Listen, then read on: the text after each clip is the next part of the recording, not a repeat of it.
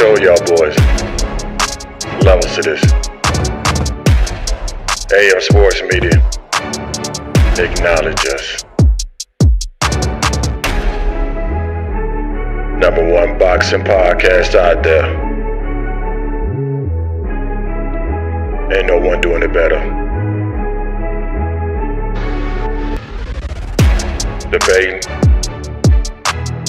film study, documentaries, we do it all. Name another channel that can do that. Acknowledge us.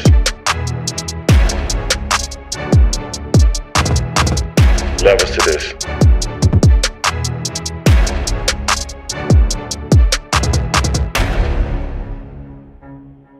Instagram, Twitter, YouTube, we killing them. Don't matter. Only place you can come and debate. Ain't gotta be worried about getting kicked out. And go one-on-one, mano-a-mano, with the great one. Oh yeah.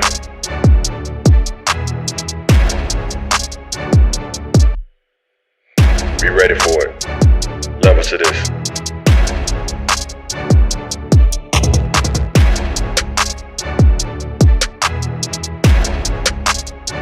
Anybody that wanna come get it, you can come get it. We welcome all debate. Crawford lovers, Haney lovers, Gervonta Davis lovers, Canelo lovers. Doesn't matter. We welcome it.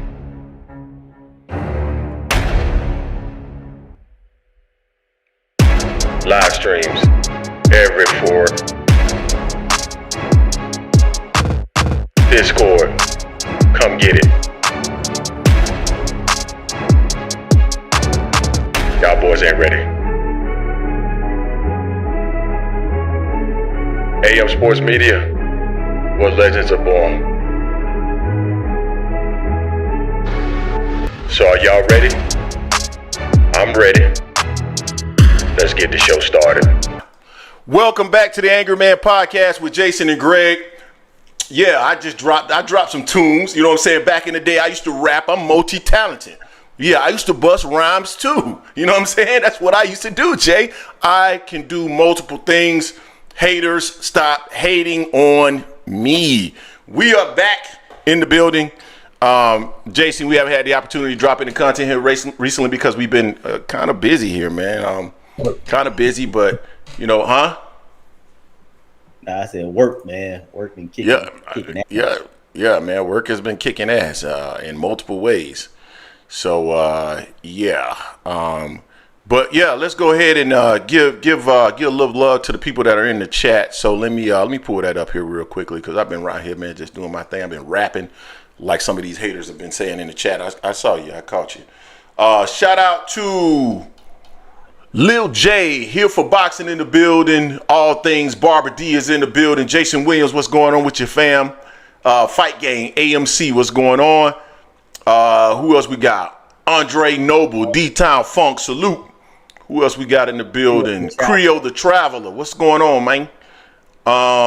King Keo, NO Boxing 504. The Melvin Air Podcast, what's going on? None of your business. Edward Torres, SMG Digital, all in the building. We probably got some more people. Before you step in the building, please smash the like button so other people can find this content. Please do not make me get my brother Blue Blood Sports TV back out here again to tell y'all to smash that like button, man. I will pull Blue Blood up. I'll pull him up. I'll pull him up in a sec. Hey, where Blue Blood at? What the hell, Blue Blood? Man, smash the like button. I don't want to pull Blue Blood up, but y'all ninjas gonna force me. So Jay, let's give a shout out to the people that support the channel. Rock Dog Interactive. If you need anything relative to website design, graphic design, you name it, Rock Dog Interactive does it. The website is rockdog.io. Go check them out, as well as Nadaj Vodka, www.nadajvodka.com. Best tasting vodka that is currently out there on the market. African-American owned, out of Jacksonville, Florida. So make sure you go check out Nadaj Vodka. All right, Jay, where you want to start, man? I think you probably want to start with the fight from last night. So let's go ahead and start. Yeah. What's the horrible? Hold on. What's the horrible combo? No. What's the horrible combo? I see you just put something in the chat. What's the horrible combo? No, I just saw you put something in there saying horrible combo. LOL. What's the horrible combo? Your rapping skills at FSU. So let's talk about this fight last night. There you go. Hey, Jason Williams said, I agree with him. My next intro gonna be a rhyme. I'm gonna spit something hard too. I'm gonna spit something hard. But go ahead, man. Okay. No, I'm not gonna rap, man. I got a professional career I gotta protect. I ain't rapping on nothing. Nope. Go ahead, Jay. Oh man. But yeah, your favorite fighter, Vergil Ortiz, that wasn't a tough one last night. I thought it was a good fight. I finally got the chance to watch it this morning. It was a good scrap, back and forth. I don't think it was a robbery. It is hard to get over 2 knockdowns, but it wasn't like Vergil was like out on his feet when he got dropped. You know what I'm saying? It was like almost like a flash knockdown. He got up real quickly and everything. No issue on that. But it was a damn good fight. Bohachuk has a hell of a chin. He got a hell of a chin. Vergil got a chin as well, because they were chin checking each other. I mean, that style of fighting ain't gonna beat someone like Boots or Bud or Jamel. I don't see that happening, because they're just right in front of just rock 'em, sock 'em. That ain't gonna do it. But it was a good fight. We're gonna see what Vergil does next. They talking about a rematch possibly, but I'm here for it. I like fights like that, but also I like when they use their brain as well, because that back and forth, you ain't gonna last long in that type of sport. What's your thoughts on your favorite fighter getting out a win? Some people saying it's a robbery. I say it was a good, close fight. It could have gone either way. So I disagree with you talking about Rock'em Sock'em. I didn't think it was Rock'em Sock'em. I thought Vergil was pretty elusive in the inside. I thought he showed a lot of skills in avoiding a lot of the shots from Bohachuk. Bohachuk throws a ton of shots, and when you throw that many shots and you're standing on the inside, there's only so many of them that you're going to be able to evade. So I thought he showed a high level of skill. I think the issue with Vergil, and we were talking about this in the Discord. Shout out to ASVP TV, who was going back and forth with me in the Discord last night as we were talking about this fight. But in reality, I felt like Vergil, Robert Garcia gave him some good instructions. I think it was maybe around 6 or 7, but he mentioned something to the effect of, "You trying too hard." Vergil came out there and was trying to knock Bohachuk out. That's what he was trying to do. He was way too aggressive. He didn't use the boxing skills that he showed and displayed in rounds 10 and 11. And if he had done that from the work that he put in round 10 and 11, if he had done that work from round 6 through 9, he would have been up comfortably with very little damage.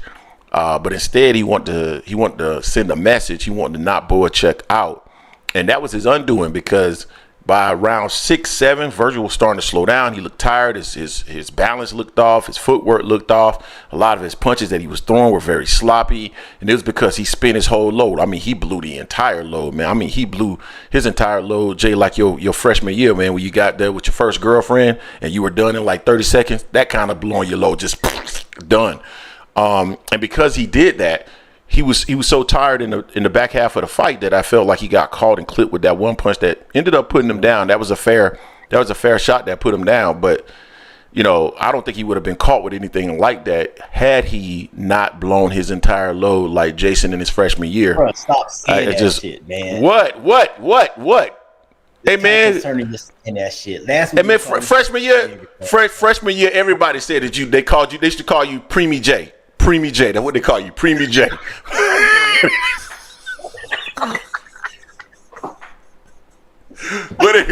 But anyway, man. But anyway, those are my thoughts on the fight, man. Stop with that bullshit, man. You gonna stop the bullshit, man. Bro, it wouldn't be one of our podcasts if it wasn't full of bullshit. That's facts. All right. That's facts. All right. So, but man, I lows and shit like that, man. You calm that shit down, bro. Man, what are you talking about, man? Did I say I was in the room? No, I just said that's what they called you on campus. Man, okay. Anyway, Anyway, so you got to think about what's next for Vergil Ortiz. I don't know if Vergil Ortiz. Hey, listen, Jay, we all got our shortcomings. So I don't know what's next for Vergil Ortiz. They talking about. Say that again. Say that again. Anyway, Vergil Ortiz, man, I don't know what's next for him. I don't think it should be Terence Crawford, who we're gonna get into later in this show, but certainly I don't think it should be Crawford. I don't think he's ready for that fight right now. I think he needs a little bit more work before he goes down that path. He needs to get back in the lab. I think he needs to improve. This was a great learning experience for him, though. But to me, Vergil is still highly skilled, but he needs some more maturing. He needs some more experience before he hops in there with somebody like Crawford that just got a ton of it. I just don't think that's the right move for him right now. Yeah, but I agree. I don't think Vergil's ready for a Bud, nor a Boots, nor a Charlo right now. I think he needs a little bit more seasoning. I want to see more from him. Styles make fights. They're not going to fight the same way Bohachuk fought. I don't think Vergil will fight him the same way. He can't afford to. No. But him and Tenzu will be a war. That'll be a war. Those two going back and forth because they're gonna be there. They're gonna be there for each other. That'd be a good fight. Just like Fundora. Yeah, that'd be a good fight. Yeah, all those would be good fights, man. 154 pounds. Let's stop and think about 154 pounds right now. It's absolutely loaded. You got Terence Crawford. You got Israil Madrimov, who has proved himself to some extent. I mean, Crawford was moving up, and we don't know. Maybe Crawford is not carrying the punching power that he had at 47. But you got those two. You got Vergil Ortiz. Bohachuk's name has got to be in the mix right now. You got Charlo. Yeah, you got Charlo. You got Errol Spence. Yeah. Who else you got? You got Zoo. I mean, there's just a lot of guys at 154 pounds right now. It might be. I think it is the deepest. It's the deepest division right now. Now, will these guys fight each other? Is the question. Historically, 154 pounds, they always fought each other. But we got a couple of individuals now at 154 pounds that don't always fight the best competition. We know who he is. So, but we'll see if these guys fight each other, and we'll probably get into that a little bit later on, Jay. Anything else you want to share about this particular topic before we move on to the next? No, I want to see what's going to happen next. See where they move to next on this. It'll be interesting. Everyone seems like they're cool for a rematch as well, which would be fan friendly. So that'd be cool if they do a rematch. End of the year, once they both healthy. They both had to go to the doctor and just get checked out as a precautionary from the type of fight it was. So we'll see, man. But salute to both of them. Hell of a fight they put on last night. Yeah, good fight. I was thoroughly entertained by the fight for sure. Where do we want to go from here? So let's go ahead and talk about your other favorite fighter, Canelo Alvarez, around here saying that he needs 150 to fight. Yeah, he needs 150. Let me ask a question, because this is the kind of stuff that bothers me. Jason Williams in the chat saying 154 is on fire. Will Boost join? Bet he won't. Jason Williams, help me understand, why should Jerron Boost Ennis join 154 pounds? Why? Is Terence Crawford going to give him the fight? Because Crawford is already on the record saying that he's not going to fight him. So why is he moving up to 54? For what? Help me understand that. Please help me understand that. If Terence Crawford is going to give him an opportunity for a fight, absolutely. But what I've been hearing people say is that Jerron Ennis should move up to 154 pounds and try to win a title so he can put himself in the way of Terence Crawford, even though still there's no guarantee that Terence Crawford is going to fight him, even if he puts himself in the way of Terence Crawford. So help me understand, why should he do that? I don't get it. Yeah, people say because it's more. It seems like right now 154 is a sexy division right now because it's not many people left at 147 for Boots. Boots' goal right now is to be undisputed at 147. That's his goal. In that talking about the other 154 pounders as far as fighting Vergil, because they were once rumored around fighting each other when they're at 147. So listen, that conversation there. If his goal is to be undisputed at 147, and the only fight that he would entertain at 54 right now is Terence Crawford, then why? Why? For what? So he wants Terence Crawford. Tell Terence Crawford, your boy, to step up. And once he steps up, then he'll move up to 154 pounds. Turki Alalshikh won it. The question is Terence Crawford. But anyway, go ahead, man. Canelo, 150 M's. What were you saying? Yeah, 150. Canelo says he'll the money right, he'll fight Bud at for 150. You know, we know he said if the money right for Benavidez at 200 mil, he'll fight Benavidez. I don't think Canelo's gonna fight either one, no matter what. You know, just for one with Bud, it's a smaller guy coming up. You know, he's saying he's not gonna get the credit he deserves, which I can understand some of that because Bud would be coming up 3 weight classes, although Bud just fought at 154. He's on one fight at 154. So that'll be going up. I mean, he looked like it was an adjustment for him at 154.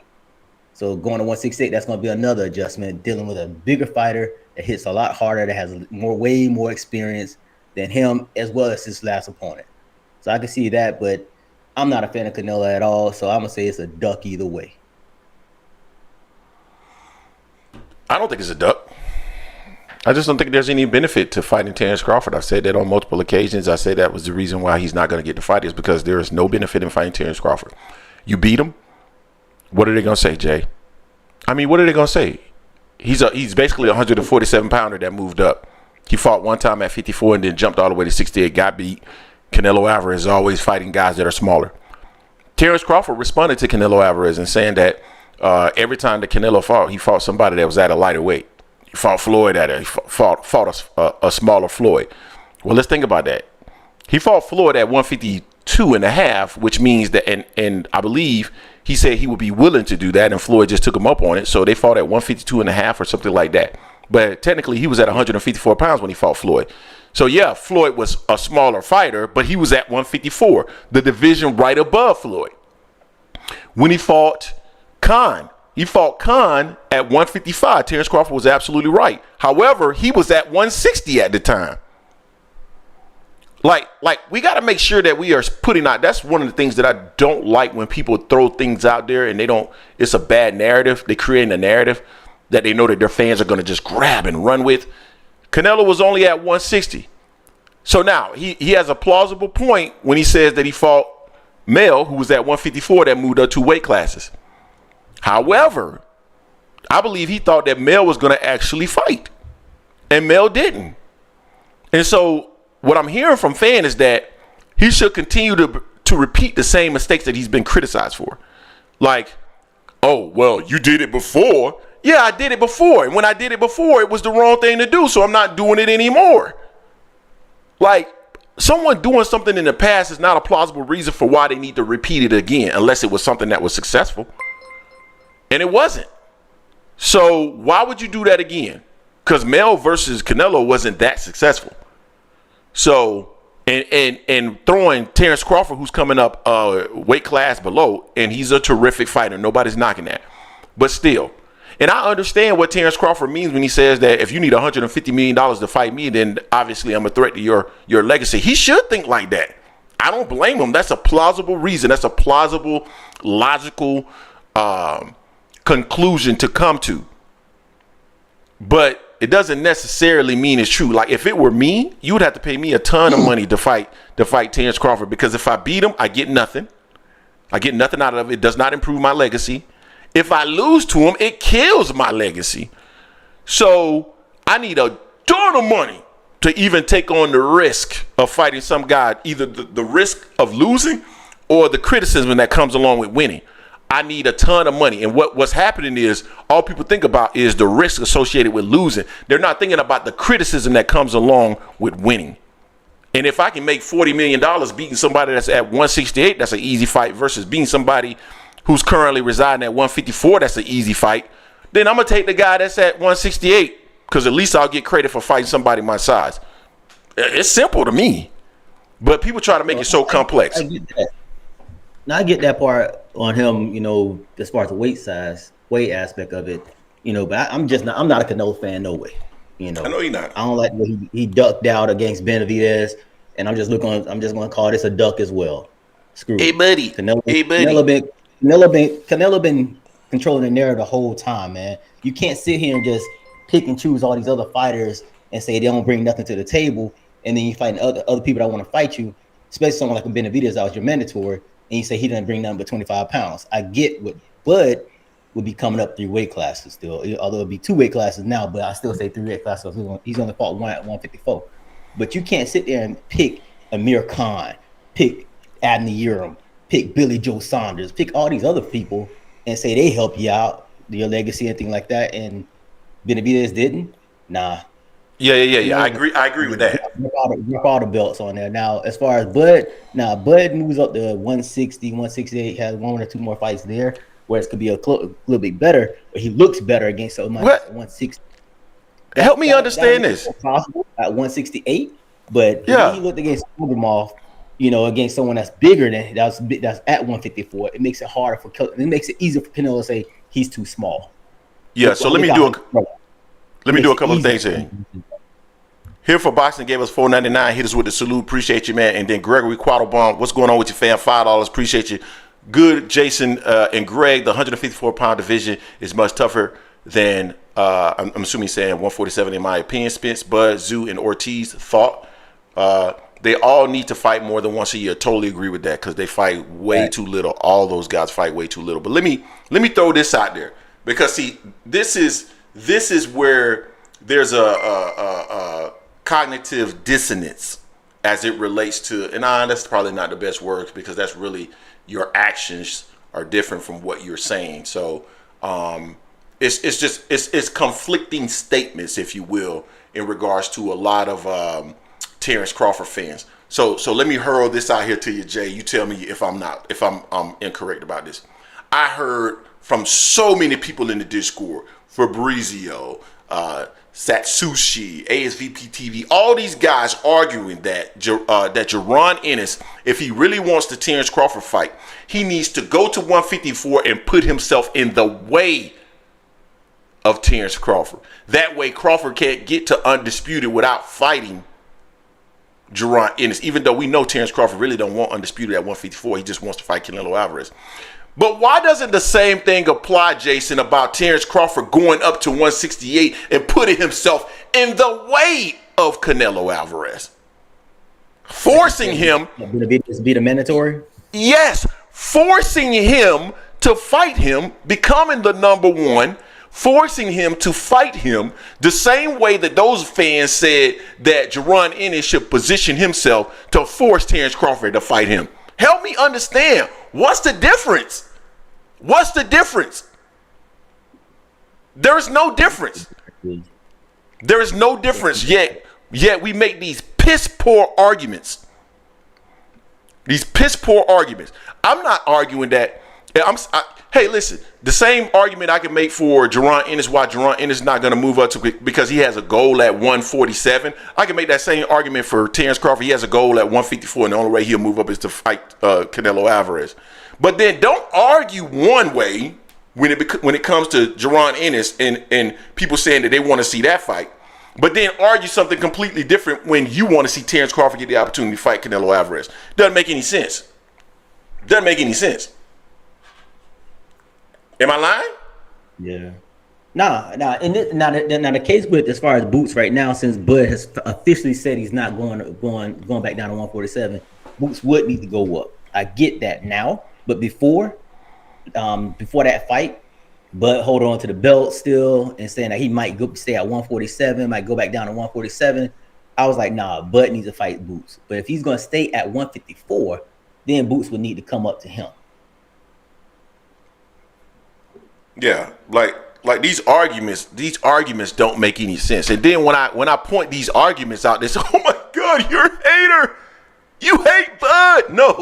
No, I hate your reasoning. I hate your logic. Your logic doesn't make any sense. If you believe in one, you should also believe in the other. Because you're really not following any set logic. What you're doing is fanboying. There's no set logic.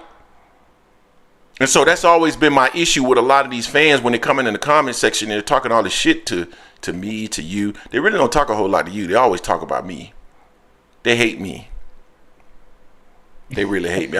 There was a young lady that in the last live, when I did my Friday evening rant, she came in the comment section. She said, "This guy is so lame." Now, why is it? But riddle me this, Jay. Why is it lame for men to show anything or intentionally show anything? Yet, if a woman intentionally shows something, she can be on Instagram shaking and clapping her cheeks as much as she wants to, and everybody is perfectly fine with that, and she's not considered lame for trying to garner attention on Instagram. But you let a guy go up there, man, and be sitting next to his car, his Ferrari like this. And with holding a band of money like this, then that's an issue. But anyway, I know I just went off topic. Anyway, we got 130 people in the building, 46 likes. Make sure you smash the like button. I'm gonna pull up Blue Blood Sports TV, and he gonna tell you smash that like button. Blue Blood. Should I pull up Blue Blood? I can pull him up, get him back in the building. Jay don't really like when I play Blue Blood. I don't know why he don't. Blue Blood, one of our biggest supporters. Need y'all get the likes up, man. Come on, man. Support the channel, support the grind. Need y'all get the likes up, man. Come on, man. Support the channel, support the grind. Come on, man. We grinding here, guys. Need y'all get the likes up, man. Come on, man. Support the channel, support the grind. Hey, man, support the channel, support the grind. Now, I got another clip of Blue Blood basically cussing out the entire chat. I mean, he was literally cussing out everybody in the chat. Don't make me go find that one. I don't want to find that one. I found a nice one. Hit the like button, guys. Hit the like button. It's free. All right, Jay. Do we want to wrap this topic up, or do we? What do we want to do here? We only got really kind of the two more topics, honestly, because it's pretty much boiling all ties into Canelo and Bud and your boy, your favorite new promoter, Turki Alalshikh, no longer wanting the Canelo and Bud fight. Man, they talking about I got that's the new thing. See, this is what I'm talking about right here. See, here for boxing is the guy that he's the issue right there. Here for boxing, I think here for boxing, and I got into it on Twitter. There's a lot of people that'll attack me randomly on Twitter. I don't know why they do that. It just tag me in something, then people start to attack me. I don't know why they do that.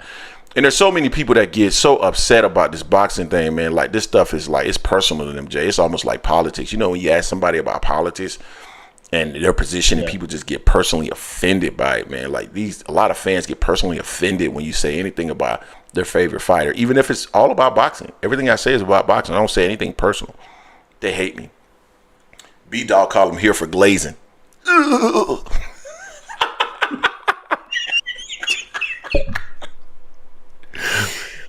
tell you, the hell sometimes, man.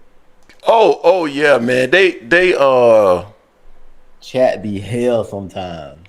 I tell people, man, you got to take the good with the bad. The good is you're gonna have great dialogue with great people sometime, and then the bad is people gonna call you a hater, and that's the bad of it. But Turki Alalshikh. Let's talk about Terence Crawford performance last weekend. I think we can wrap all these things in together. Yeah, he did. He did 1.5 million. 1.5 million. What, pesos? Japanese yen. he didn't do no damn 1.5 million buys. They might have did 1.5 million at the gate.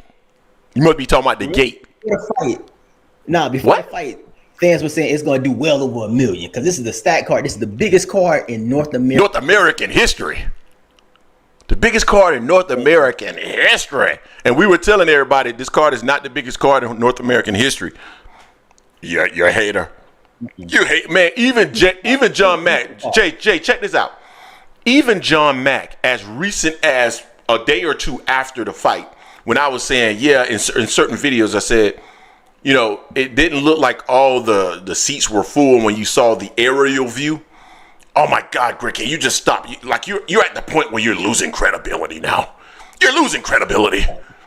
It's clear that this was the event was a banger. And then Kevin Aioli says that they lost $10 million. That Steve Kim said that people were walking out during the main event. Shakur Stevenson is on camera saying that people were booing by the second round. Okay. So then everybody got their mind right after that. Man, we don't have a reason I don't have any skin in the game as it relates to Terence Crawford. Shit, we paid for the fight times 2. Yes, I don't have any. We don't have any skin in the game when it comes to Terence Crawford.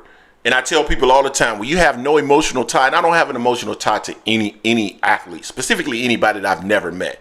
So, like, when people come in the comment section talking about Errol Spence, I don't have an emotional tie to Errol Spence.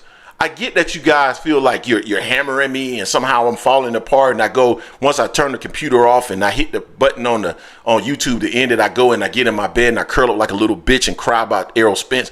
I don't. I have no emotional tie to Errol Spence. I have no emotional tie to Terence Crawford either. Therefore, I can actually just state what I see with no emotional tie to it, nothing influencing me, no bias. And it was clear to me that this was not the biggest card in North American history, that the arena was not full, that Eminem was not a draw. Even, man, think about this. Think about this. This dude fought Errol Spence, did 650 to 700,000 pay-per-view buys, went on a world tour in terms of podcasts, was on everybody, including Joe Rogan's podcast after the big win. I saw him on Hot 97. I saw him everywhere, right? Got a not a billionaire, because Turki Alalshikh is not a billionaire, but at least has a country that has resources out of this world that he utilized to have Eminem, and also utilize his relationship with all these different promoters to create a cross-promotional card to set him up for success, to set him up to sell, and he still failed. Good God. Woo, woo. He still failed. How can you still fail when you got all this stuff that they've been talking about? Terence Crawford, they blocked him for years. They did all. Man, ain't nobody block him. He didn't sell. Why do you want to fight somebody that you can't make any money with? The only reason he made any money, Jay, is because they tied his name to Errol Spence. Jay, are you there? I don't hear you no more. Yeah. I'm here. The only reason he made any significant money is because they tied his name to Errol Spence. Terence Crawford is as guilty as anyone else in regards to why his career did not materialize to the point that he wished it would. And it's because he has the personality that is not drawing anyone in. I'm not interested in knowing more about Terence Crawford after I hear him in an interview. He does not want to go out there and expose himself more.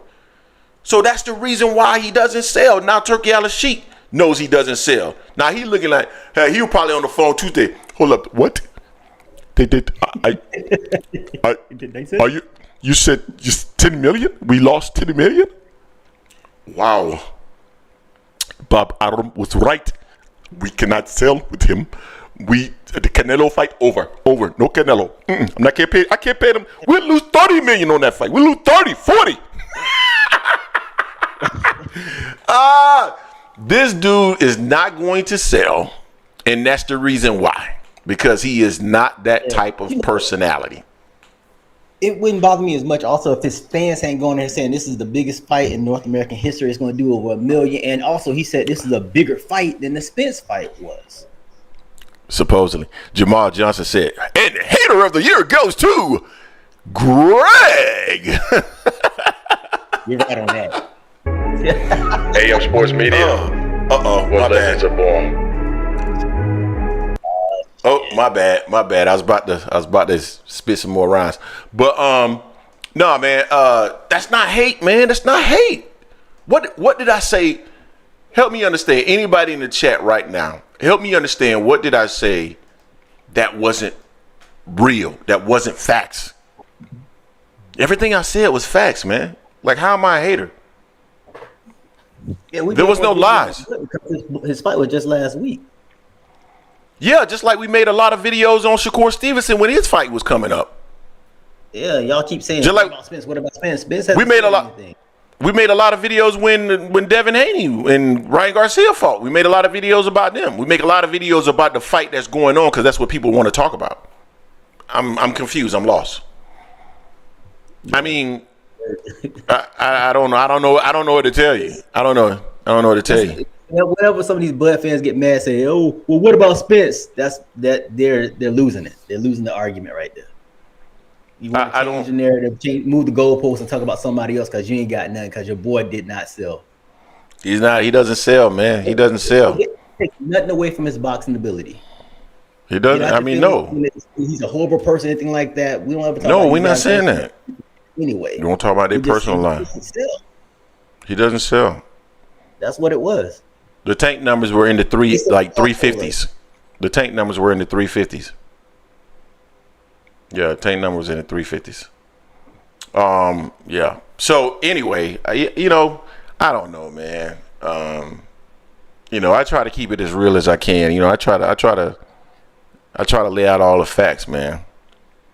You know, I don't hate on no man. I keep trying to tell you I don't have no reason to hate on no man. I don't have a reason to hate on a man. I don't hate Terence Crawford. Now, if I was, shit, I wish we did get back end money on something, but we won't get paid by nobody. Get back end money from who? Man, we rely on y'all to keep the channel running. We rely on y'all to keep this. We're not as big as Blue Blood, so our YouTube checks ain't big at all. We're not as big as Aki Ari TV, Dante Nation, Boxing Ego. We asked that y'all help us get there, but we're not as big as them. We rely on y'all. Nah, none of that. And trust me when I tell you, we have been approached by some of the comments and some of the things that we've said on our channel. That's how we know what other channels were actually affiliated with certain fighters and how they were pushing stuff. We saw the narrative. We know. Yeah, we've been taught. We've been. No, I can't say someone has ever approached us to say something different. Like, hey, you need to say this. But I know that we've been approached about what we have said. Yeah, man, we totally independent, man. Y'all should be happy about that because, you know, and man, shout out to Fanon because Fanon is one of the guys that I feel like is like a true, a real one when it comes to that. Because you know, there's a lot of people, honestly, that and I can name all of them, Jay. Boxing Ego, because we've been around watching some of these guys' content. It's what inspired us to do it because there were certain things that were put out there that we felt it wasn't either they was put out there wrong or it just people were creating narratives. But guys like Boxing Ego, Blue Blood, Fanon,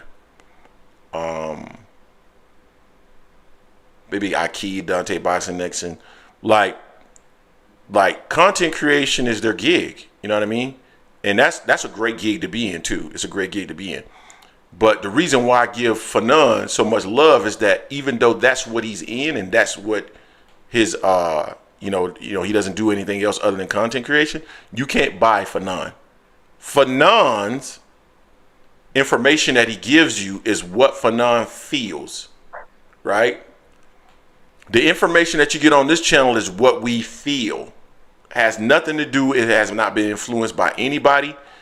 And I know there's a couple of channels out there that have been bought and paid for by certain individuals. I'm not going to even go down that path. And I'm not saying all those channels that I named are those, but you guys know. So yeah, all this back end money, Jason and I don't get nothing. We work for a living. So nobody can come in and just buy us because whatever you offering us is probably not, it's definitely not enough. Unless you about to come in and say, Jay Gray, we got $50,000 for you to say that Devin Haney is the best fighter in the world. Okay, serve me that $50,000 so I can go ahead and say that Devin Haney is the best fighter in the world. And I'm joking.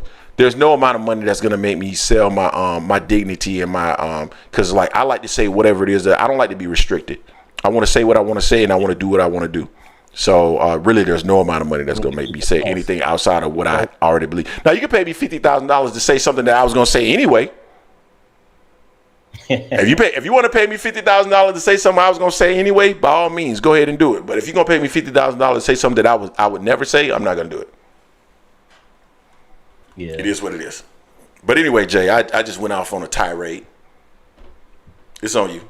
That's nothing new from you. That's nothing new. I saw someone in here saying that for some reason, these people, some folks, and it's typically Bud fans that think that if Spence had beaten Bud, would we be calling Spence to do what we call Bud to do? It'll be the same exact shit if he was moving the same exact way. Yes, we already. It's Dude, not we got. about We blood. got. It's not We about got. blood. It's about the movement. Dude, we got criticized before they even fought. We got criticized when somebody said that when they were talking about when he was first getting with PBC, and they were saying that Canelo Alvarez, one of the fights that they had lined up for his PBC deal was with Errol Spence. We were like, Errol Spence would lose that fight. He shouldn't fight Canelo.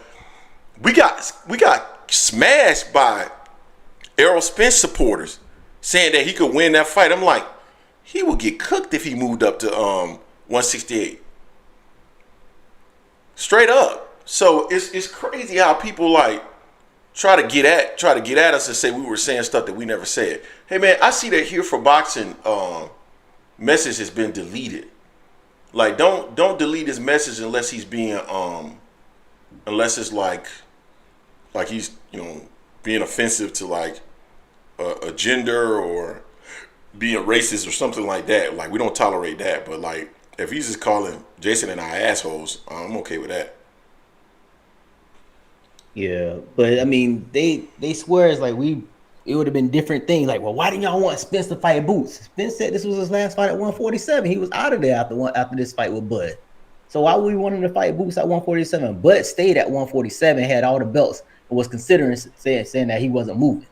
So therefore, he should have stayed at 140. He should have fought Boots if he was going to stay at 147. That's always a contingency that we said. If he stays at 147, he should fight Boots. That's what it was. Nothing more, nothing less. Hey, hold on real quick, man. Hey, fight game, AMC. Stop deleting Here for Boxing, man. Like, I don't see what he's saying that's offensive.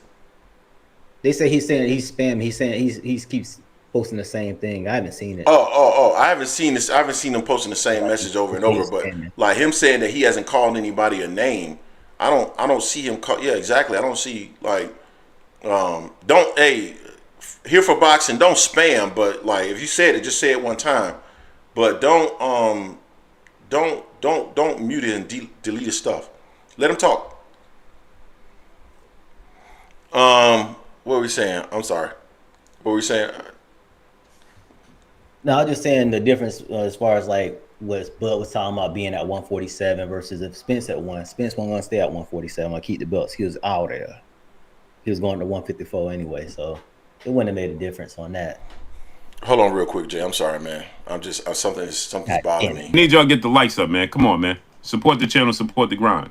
Come on, man. We got 135 people in here and 67 likes, man. Come on, guys. Smash the like button. It's free. Need y'all get the likes up, man. Come on, man. Support the channel, support the grind. Man, hit the like button, dog. This is the only spot that you can come where you can call the host an asshole, and he's not offended because you would be 100% correct. He is one. I'm not saying Jason is one. I'm talking about myself. Yeah, I'm all of that is cool with me. If you want to call me an asshole or a piece of shit, all of those are true. Hey, y'all call him all that. It's true. It ain't nothing he ain't never heard from me. Cause he heard from me every day on the regular. Yep. Those are all true statements, so I accept it. If you say I'm an elitist, I'm an ass, I'm a piece of shit, all those things. The first message Greg get from me in the morning is saying, "Wake up, you piece of shit." Yeah.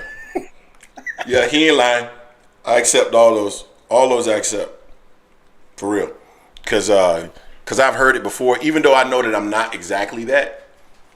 If you got to know me, you got to hang out with me or stuff like that, I know you would know that I'm not that. But I know people say that I come off as that. So, I accept it. You gotta accept what you gotta when multiple people say it, then you gotta accept it. Other than them saying I'm a hater, because I don't hate anybody. I don't have a reason to hate anyone. Anyway, Jay, we at the 43-minute mark. Huh? Band Up just said, open them phone lines. Band Up gonna be sad, just like he gonna be sad about his Washington Huskies this year. Band Up ain't gonna do nothing but come in here, man, and talk some stuff that don't make no damn sense. Hold on, I'm gonna open up the phone line right now. Screw it. I don't give a damn. I don't give a damn. And I'll drop the link if we need to have some people in here, multiple people in here to talk and all that stuff right there. Some people prefer calling in.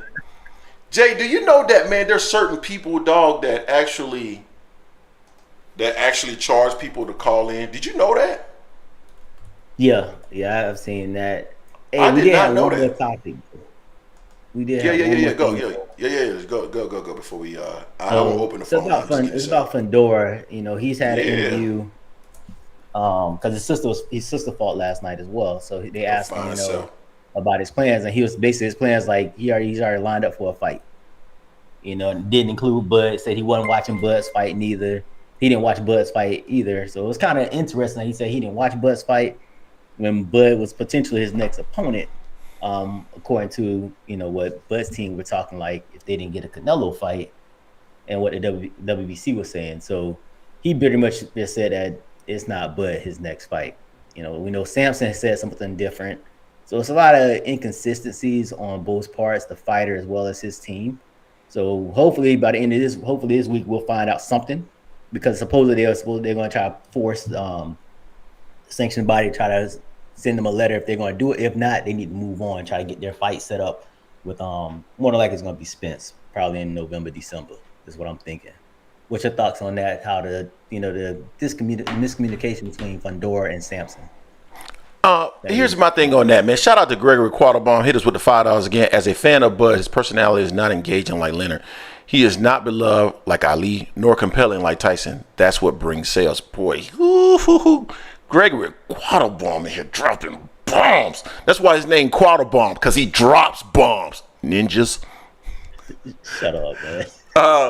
Let me hit that with the lock. I heard so many people telling me that Terence Crawford was now a bigger star than Errol Spence. Did you not hear that right after the fight? I heard that so many times from people. I heard it from everybody in the Discord. He's a star now. He's a bigger star than Errol Spence. He's on the level of. Then why don't they want to fight him if they can make so much money with him? Fundora don't have no interest in fighting no damn Terence Crawford, and it's not because he that good. It's because there ain't no money in it. That's why he don't got no interest in fighting him. I ain't mad at that. I ain't mad at that at all. Why should he be worried about fighting somebody like that, bro? You know what I'm saying? They got what they got lined up. Samson had already said that they're not interested in that fight, that fight really doesn't bring anything to them that they really are interested in. And it is what it is. I mean, you can't be upset about that. You know what I'm saying? So I'm not mad at that. Huh? Manolo, that's fair. Manolo says he ain't a bigger star, just a better fighter. That's facts. Yeah, facts. He's the number one pound for pound in boxing. We already say that. We say that all the time. Yeah, we say he's the number one pound for pound fighter in the sport as well. The difference between the two, because some people act like they don't know the difference between the two. Exactly. He's not. He's just what he is, man. He's not a star. And so, Fundora is interested in fighting somebody that. Fundora is interested in fighting somebody that's actually going to build his profile, and Terence Crawford is not someone that's going to end up building his profile, and so he's not interested in fighting him. I can't be mad at that. I just got to accept it for what it is. Turki Alalshikh is a guy that's going to end up losing a ton of money. I mean, maybe he can afford to lose more money. I mean, at the end of the day, Bob Arum said he could have built a mansion with what he lost on Terence Crawford. I mean, Turki Alalshikh, maybe he got more money at his resources, so maybe he going to lose what would amount to a palace, building a palace with Terence Crawford. Guy doesn't sell, and so Fundora is interested in doing something different. I can't be mad at them. Clearly, they don't care about the WBO. And Turki Alalshikh, man, it's kind of interesting, man, because to me personally, this is how I feel. It feels like he has a problem when people don't acquiesce to the fact that he has a lot of money they can throw around. That's why, to me, Canelo Alvarez, outside of the $150 million, he said, "I respect you. I respect everybody, but if we're gonna fight, you got to do things my way." Turki Alalshikh got pissed off about it. He went to his Twitter. I don't want to do business with you anymore. I'm assuming that something similar happened with Tim Tszyu. We saw what happened with Gervonta Davis. All the fighters that know that they can make money without Turki Alalshikh, they get upset about, right? Like it becomes an issue. What you laughing about? I'm laughing about this dumbass comment by Ace Ace talking about these ninjas too old to be hating. Y'all riding Errol and made when he's supposed to say mad Crawford because he whooped EJ. Do y'all even know Errol Spence? Where's this? That's Who is the Ace? I be talking about, bro. Who is Ace? I'm trying to find That's it. the dumb shit I be talking about. Ace. I don't see it. Barbara D. Dixon, Big Supreme. It's right above. It's like 3 posts above Barbara D. Barbara D, salute. Appreciate the $5. Yeah, appreciate you, Barbara D. 3 posts. I see right. Motown, Slogan, and then Fight Game. I don't see no Ace, bro. It's Jake, then Here for Boxing, then you see Ace. But yeah, I'm like, this ain't got nothing to do about Bud beating Spence. This ain't shit about that. I don't know what this ninja talking about. I don't see no Ace. I don't see an Ace. Yeah, like why are you talking like we talking about Spence? We don't say nothing about Spence because Spence ain't talking. Spence don't got a fight lined up just yet. Don't got a trainer from what we've heard just yet. Spence living his life. So until he come back to boxing, where we can actually talk about his boxing ability and what he might do in the future, we ain't gonna talk about Spence like that unless someone else brings his name up. Bud says it, or Boots, or Ortiz, or another fighter. Fundora says his name, so that's why. Man, what the heck is Starry Night talking about? Dude, I said that it was a catch weight of 155, but at the time he was fighting in the 160-pound weight class. Get your damn facts right, Starry Night, or figure out how to listen better. And don't piss me off in here tonight, man. Don't piss me off. Don't piss me off, Starry Night. Don't piss me off, because you clearly you having a hard time actually comprehending what I'm saying. Don't piss me off, man. I get pissed quick. I go on a rant on your ass. Just so you know, I love to go on rants. I go on a rant on your ass. Anyway. We'll get why they just talk about like we Spence this, and they always projecting. You won't want Spence. What the hell Spence got to do with about? We talking about Bud right now. What the hell? Shit. I don't really. They think about Spence so doggone much, man. Shit. I don't know who the hell Starry Night is, but Starry Night, this mofo don't. He can't. His listening comprehension is piss poor. Because I specifically said that they fought at a catch weight of 155, and that during that time Canelo was fighting in the 160-pound weight class. So again, talking about fighting smaller fighters, that was a catch weight, so he and Khan could fight. That was it. But anyway, Jay, you ready for me to go ahead and open up the phone lines, man? Yeah. Oh, I see. Ahead. I see Jerry Soriano has changed his picture. He got a new picture up here. Jerry Soriano. Well, I got rid of Jerry, didn't I? I got Jerry right on up out of here. Is Jerry Soriano your friend or your lender for life? I got his ass right on up out of here. Last night, did you? No, I didn't. Yeah, it was the little guys last night. I know someone in the chat, y'all correct me, was it Angelo Leo fighting, I forget the other guy's name, Lopez, with that hell of a knockout with that left hook. That fight, it was knockout of the year, Greg. I'll send it to you when I get that. I'll send it to you. That knockout was nasty as hell. But I don't pay attention to the little guys too often. Anything below like 126, really. Okay, B-Dog. Yeah, it was Leo. Yeah, he was losing that fight because I was watching part of it. I was watching like the first 3 rounds. And I thought he was losing that part of that fight. And then dude came through in round like 8? That left hook. I was like, God damn. He hit him. He put him to sleep. He put his ass straight to sleep, bro. Put him in the dirt. Bro, that left hook, it's like they came back from the referee and separated him, came up, caught him that left, but he went down his head, hit the back of the ring. It was over. It looked like you saw some shit from Boys in Hood. You want to see a dead body? Yeah, it was one of them, bro. That shit was night. That's what Crawford said about Boots, but won't fight him.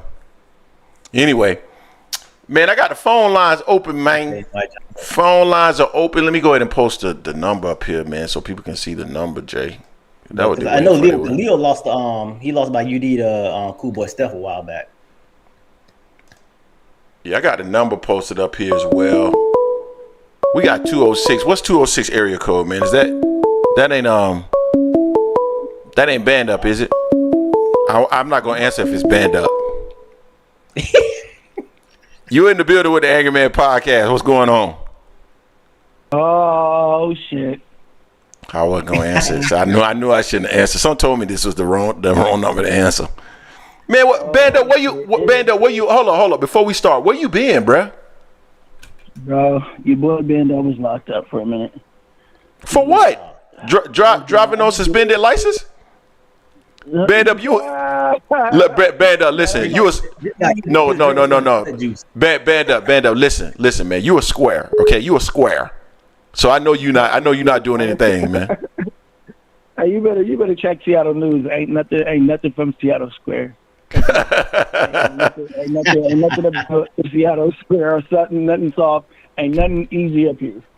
I hear you. Man, what's going on, fam? Man, we were talking about. We said, man, what the heck, band up? Yeah, it's been a minute. It's been a minute since I think. I went away June 10th or something like that. Yeah, but yeah, it's been a little bit. But yeah, one, don't come at my Huskies this year. Hold up, you know what I mean? We in a new division. You know what I mean? They wanted to get rid of our Pac-12. You know what I mean? We in the new division. We're going to see what's up. And I cooked you guys so many times last year, every week telling you guys we was going to win. When you guys kept telling us we was going to lose, I need some leeway. But did you win the title? You said what? Did you win the championship? That's all that matters. No. You were with us. Sit down next to us. No. Guess what? I wasn't even going to make it to the championship. Remember that? Ooh, I didn't say that. Yes, you did. Yes, and then you eventually start seeing what's up once we start back up with No, that wasn't me. That's what made that break. No, that wasn't me. No, yeah, with me. Yeah, no,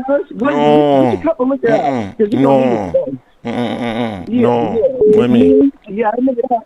Yeah, I remember that. But it's good. We're gonna need some leeway. You know what I mean? This is a new team. We had what? We had a lot of people leave. Hey, y'all ain't gonna do shit this year. I'll put it on record now. Y'all ain't gonna do shit this year. How about that, bruh? Wait till we start the games, man. Wait till the games start, bro. We gonna figure it out. Watch. And once I see how my Huskies looking, because I wasn't last year. The last year I was actually at some of the practices. You know what I mean? Like I did some catering back then, and I was actually with the team a lot, so I got to see a lot of their stuff before they actually played their first game. That's why I came in with so much smoke, because I seen how good my boys was looking out there. But I haven't seen in their practices. Yeah, that's how good they looking against each other. They ain't gonna look good against nobody else. Man, you want to talk about Terence Crawford sorry ass or what? That's how it was. That's how it was last year. You know what I mean? When we had our practices before our first game, we look good against each other. Okay, then we go come out and whoop y'all ass. And man, y'all ain't gonna do. Did you win? Right. Did you win? It took them to hurt our damn. It took them to hurt our quarterback and our running back in like the first half of the game to even fuck with us. Let's keep it a stack. You want to negate that? Our stars was hurt. I don't know. I ain't watched the game. The games were shitty. I boycotted the games. I watched it all, every play. Yeah. Well. Anyway. I want to talk about that. But even two. Look, I don't know what you heard. Yeah. To do one to report, but that fucking stadium was packed. It wasn't. When Bud was about to fight. Nope, wasn't. When Eminem came on. You been on Eminem so that Eminem concert was live as shit. Wasn't. Your boy not facts. Floor was close to both. I can see. Nope. And then, bro, they had that boy lifted up on a pedestal. Both fighters lifted up. That boy looked unreal. Man, you talking with your emotions, dog. You talking with your emotions. I've never been to a boxing event, but that for my first boxing event was amazing. That was crazy. And okay, we understand this. The first guy that went the distance with Bud. You know what I mean? In what, 10 years, whatever the case would be, because Bud been on this knockout streak for so damn long. But so damn what? You can't get a knockout every goddamn time. Bud still got the job done. Madrimov didn't do enough to keep his belt. That's fine. I don't disagree with that. Okay, okay. Cause I'm trying to check the energy, trying to see what's up, see what you guys are saying. Cause I haven't been paying attention too much, man. I've been trying to get back into the loop of things. You know what I mean? No, I haven't said anything about that. You know what I mean? I was seeing you throwing a little bit of hate about the attendance. Because there was nobody there. I mean, or it wasn't stacked. It wasn't full like people trying to say it was. Let's just keep it above, dog. I was there. It was packed. No, it wasn't. I was there. I'm trying to tell you. You can be there as much as you want to, man. I got eyes. Look, I'll drop it to your Instagram. I'll drop it to your Discord. How about brother? I drop it in there as much as you want, but I got eyes, and every time they panned over that arena, dog, there was a bunch of empty seats. Maybe you couldn't see them from your distance or your angle, but we saw them on TV, brother. Can't fool me. I'm sorry. I'll drop it to me. I'm pretty sure it was packed right around where you were sitting at, but then the rest of the arena up there. Dog, so you telling me Kevin Aioli and Steve Kim are lying? That's what you telling me. I don't give a damn who the hell those people are. I don't even know who those people are. They're reporters. They're reporters. Out the loop. I do not know who the hell them people are. They are reporters. They are reporters, bro. Steve Kim has been following boxing and been covering boxing for years. He is actually he's on the other side. He's an anti-PBC. And he said that they were walking out. Shakur Stevenson said ninjas were booing in the second round. Is he lying? Oh, no, hold on. When it comes to people booing, there was people booing. Of course there were people booing, man, because he sucked. They said, you know what? You know why they were booing? You know why they were booing? They said, man, we stay here. We can't. No, listen. They came there to see Eminem. They came here to see Eminem, and they decided they were going to stick around to see who this Terence Crawford guy is. And then he fought like shit. I'm gonna break it to you something the reporters ain't. I swear to God, I am not capping with none of this. We were sitting next to some locals. And they did not give a fuck about no damn Eminem. I'm gonna keep it a stat. And then when he came out and performed, they said he actually did good. Let's keep it a stat. They did not give a damn about no Eminem. They came for. They ain't give a damn about Crawford either.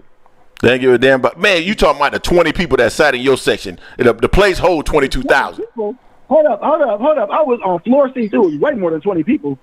Man, you talking about the 20 people that? So I'm talking about the 20 people that were in and around you. That you could actually have a conversation with, because outside of I'm hearing the buzz. I walked through the stage. You ain't hearing no damn buzz. Standing there like a statue, like you know what I mean. I'm hearing how people was talking. No, and I'm gonna tell you the truth. People was booing because they were doing too much of that filling out, and Madrimov's ass wasn't trying to engage. Boo! Man, Crawford wasn't trying to engage either. Man, stop, dude. What? Man, stop, bro. What? We saw the fight, man. Both of them were cautious. Both of them doing the boogeyman or trying to do the fake Harlem Shake or some shit like that. Both of them were cautious. They were both cautious. Stop, man. Stop. Now you're losing credibility. No, I'm not. I'm telling you the truth. I'll tell you what I see in my own 2 eyes, brother. In person. Man, this one I can tell you. Man, I can't tell you about the blood in person. You know, I just speak on what I see on. So let me ask you a question. Because you know, most of these states, they put out the attendance information for these events, right? So when they put out the attendance attendance numbers, and that shit is well below 22,000, are you still gonna be sitting up here talking about I was there? It's not gonna be below 22,000. I'll tell you that. It's going no. Are you still gonna be talking about I was there? Because we saw it on TV, bro. No. We saw it on TV, which means we're getting angles that you're not getting.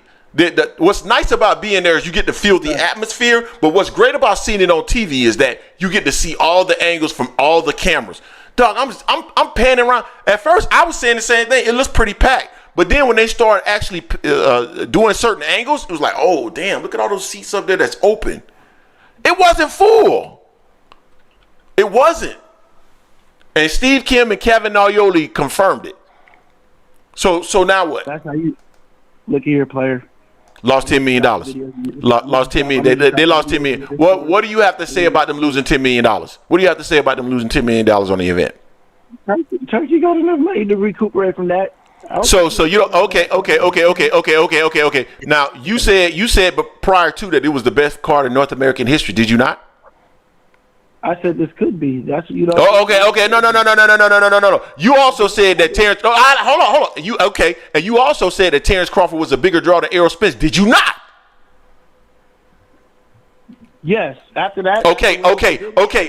And he just shitted the bed after all that help, after being in the ring with Errol Spence doing 650,000 buys. But you said that you claimed that Terence Crawford drove those buys.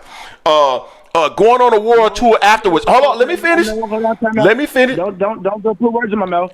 No, you did. Spence was a bigger draw going into it. I think Terence Crawford. No. But you gave him credit for those 700,000 pay-per-view buys. You did. Yes. Hold on. Yes. Okay. You get them credit for those numbers. Okay. And I said that was factually false. No. Yes. No.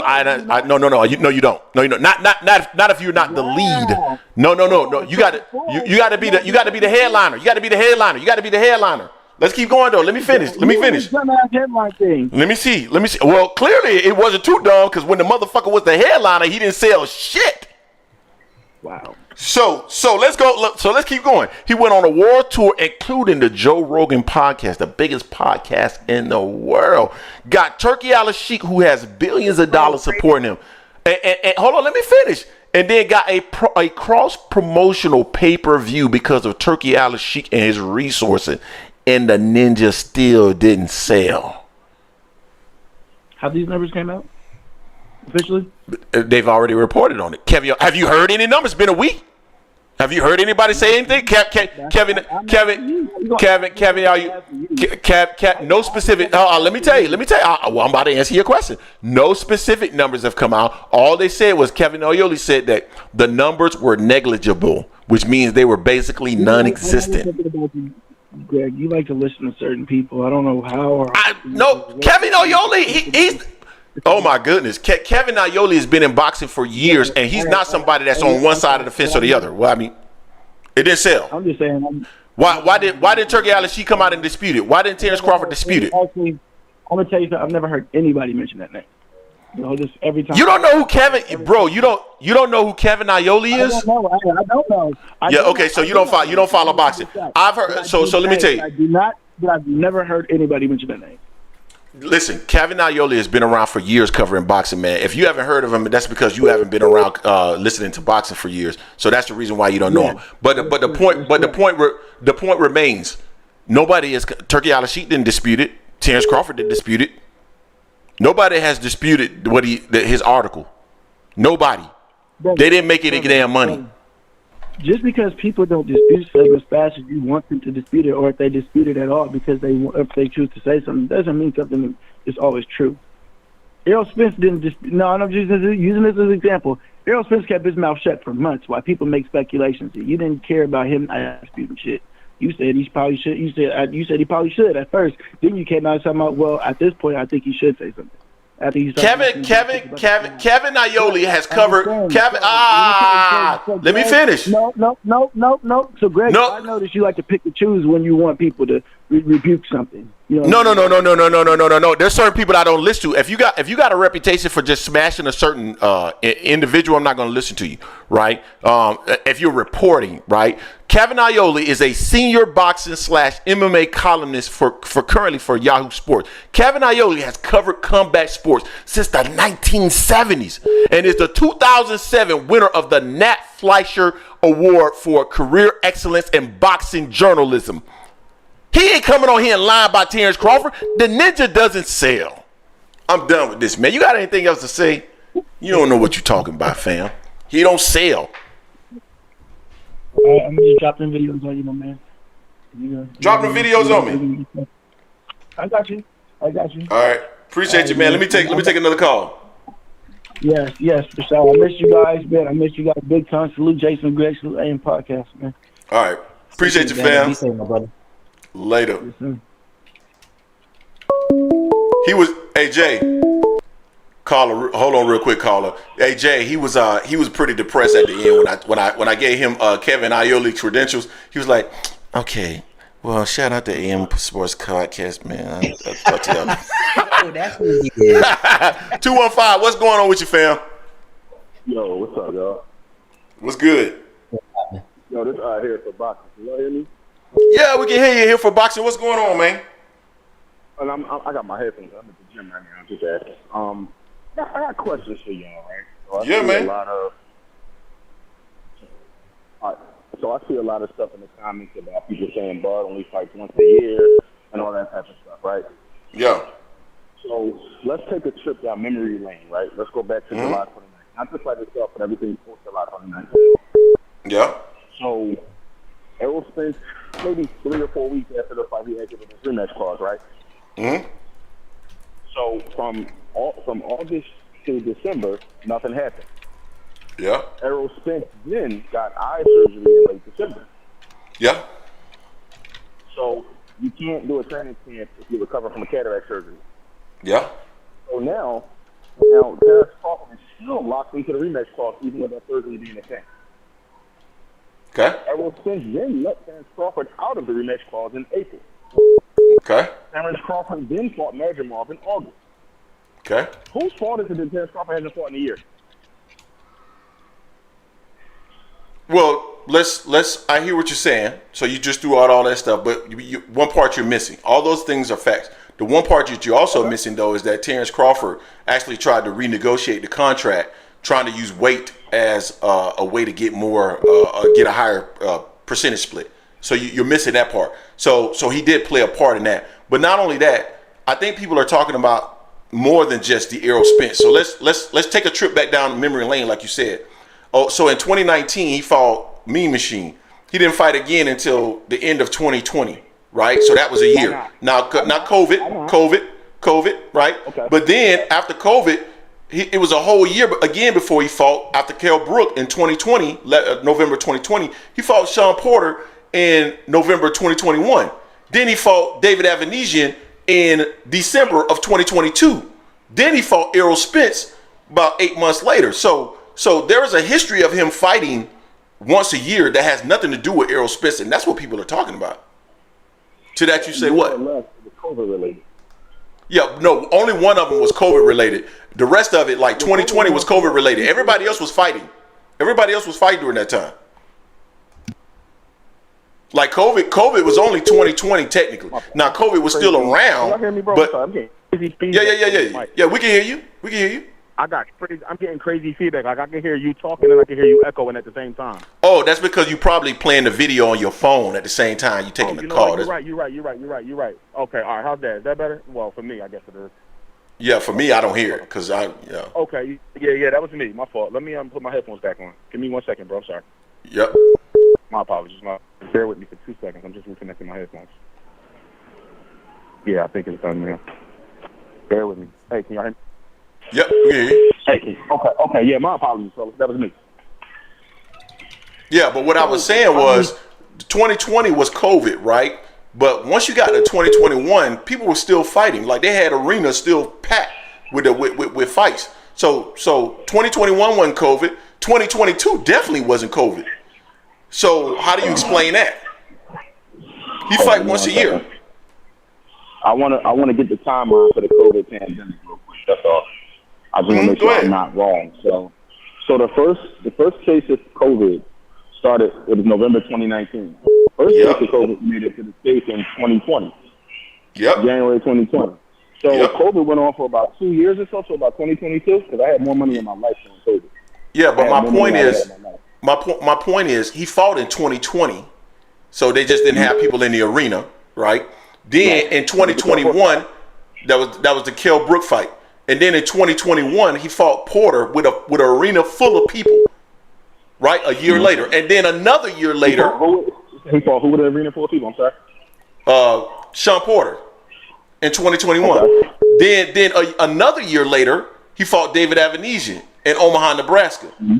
Like, that's not, like, COVID was still around, but COVID wasn't the driver for him not fighting those 2 years. From 2019 to 2021 it was, because he only fought one time.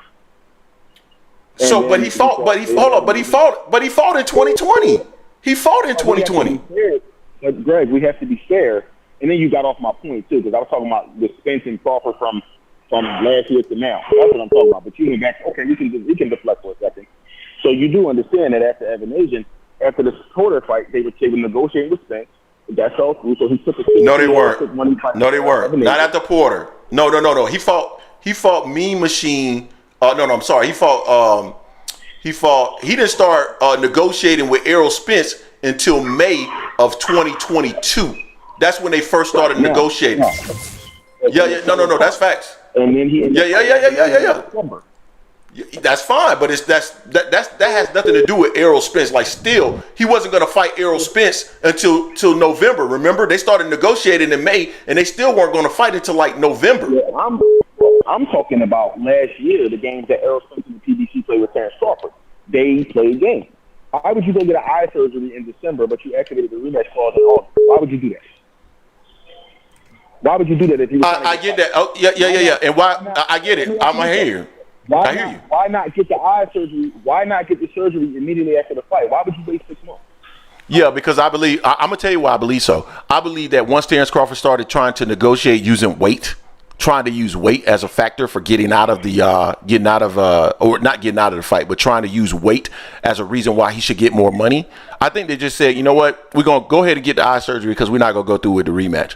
That's what I think. Honestly, that's what I think will happen. Now let's talk about the terms of the contract. The winner of the fight got to do what? They got to choose what? The weight. Right. So what's the problem? Terence got to prove he had the right. Here's the problem. Can I tell you what the problem is? The problem is Terence Crawford is on record. Terence Crawford is on record not just after the fight, but before the fight and in preparation for the fight with Israil Madrimov, saying that 147 was really hard for him to make. He was ready to move up. So literally, he was only using the weight. He wanted to fight at 154 too, and was literally only trying to use the weight to get more money. If he just really wanted to fight at 47, that's different. And Errol wanted to move up to 54. Like, if he would have stayed at 47 and fought his next fight to defend his titles against Boots, then I would have nothing to say about it. But in reality, he didn't want to stay at 47 because he had to fight Boots if he did. So in reality, he wanted to move to 54. He said the only reason he was going to stay at 47 was to defend the title against Errol. If we're not fighting for the belt at 47, I'm not fighting at 47 no more. Because there's no. But brother. But he is on record saying that he did not. Errol didn't want to try to win the titles at 54. Terence Crawford is on record stating that he didn't even want to be at 47 anymore because the weight was too much. It was hard to make the weight. So the only reason then that you want to fight at 47, because the guy doesn't even want those titles. And clearly you don't want the titles because you don't want to stay at the weight class. So if you're using the weight class, saying that you want to fight at 47, and then you're saying if you want it at 54, then you're going to have to give me more money, then clearly your objective is to get more money and to use the weight as leverage. Come on, man. Come on, brother. Come on, man. Is that not smart business? That's fine. That's fine that it's smart business. I'm not arguing that. But your point is the fact that the reason why it didn't happen was solely on Errol Spence, which is not true because Terence Crawford played a part. That was the original argument. From August, from when he activated the rematch clause, he went and got the surgery. Why not just get the surgery as soon as you activated the rematch clause? Why not just say, listen, let me get this? And I've explained.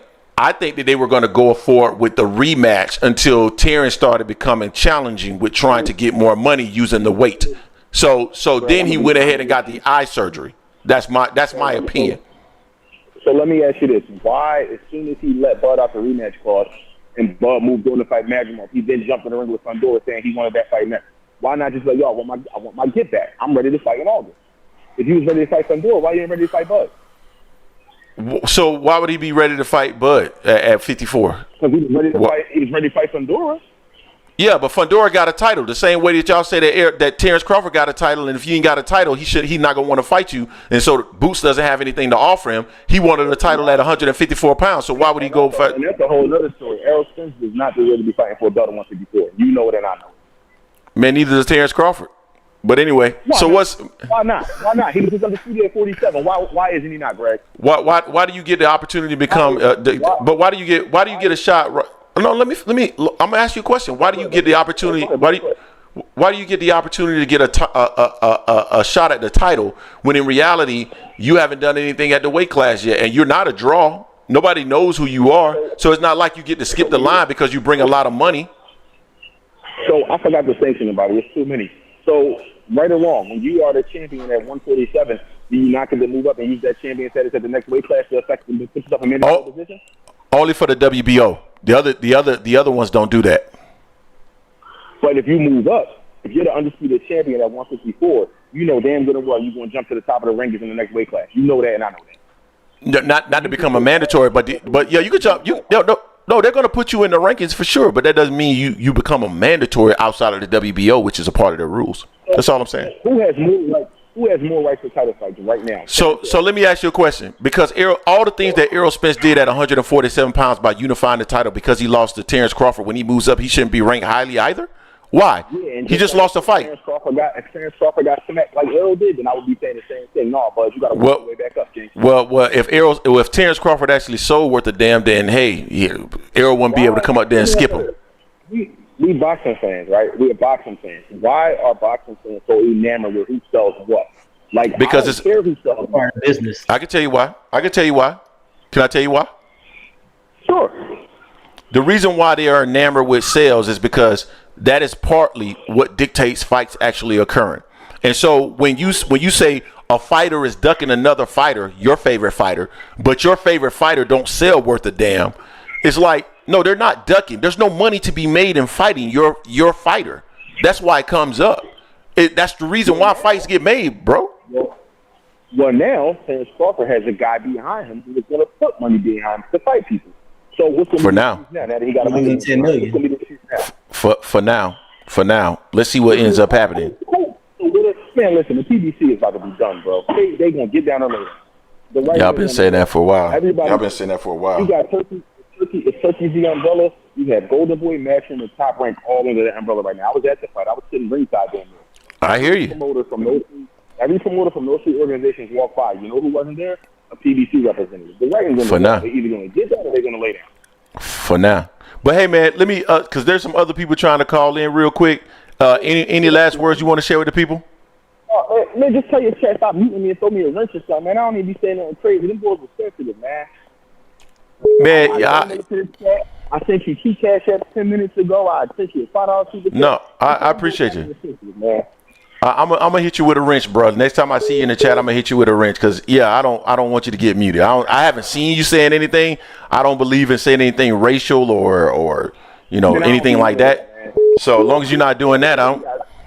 Hey, listen, I troll a little bit. Yeah, I ain't gonna lie, but I don't disrespect nobody. I feel you. All right, man. I hit you up in the chat. I hit you with a wrench, or Jason will hit you with a wrench. All right, peace, fellas. Y'all be safe. All right, fam. Later. Hey, look for 206, Greg. Yeah, I saw him calling in, man. But he from Seattle though. 617. You in the building with the Angry Man Podcast? What's going on with you, fam? What up, man? This is FSU, brother. Oh yeah. I like when Walt in the building. Get some real talk. The last caller, it's like I don't want to get in nobody's business, but it's called prize fighting. So when people bring up money, really money drives the sport. People don't get that. It's really called prize fighting. You know what I mean? So they're always the guy who makes the most money, he's gonna dictate a lot of stuff in the sport. Facts. But Greg, you said something earlier. One part I agreed with you, right? Uh-huh. And the other part was like Def Comedy Jam. And right? The one part where you said if Boots went up to 154 and won a title and Terence had 3 titles there, they would force Terence to fight Boots, right? Mm-hmm. But if Terence went up to 168 and won a title, you think they're forcing Canelo to do anything? When they wouldn't even force him to fight the Benavidez for 3 years, Canelo could fight Edward Berlanga, right? Mm-hmm. And he could go in Walmart and pick a guy, and Canelo could fight that guy. No. So I hear what you're saying. I hear what you're saying. You can't use that analogy when it comes to it because Canelo can do whatever he wants.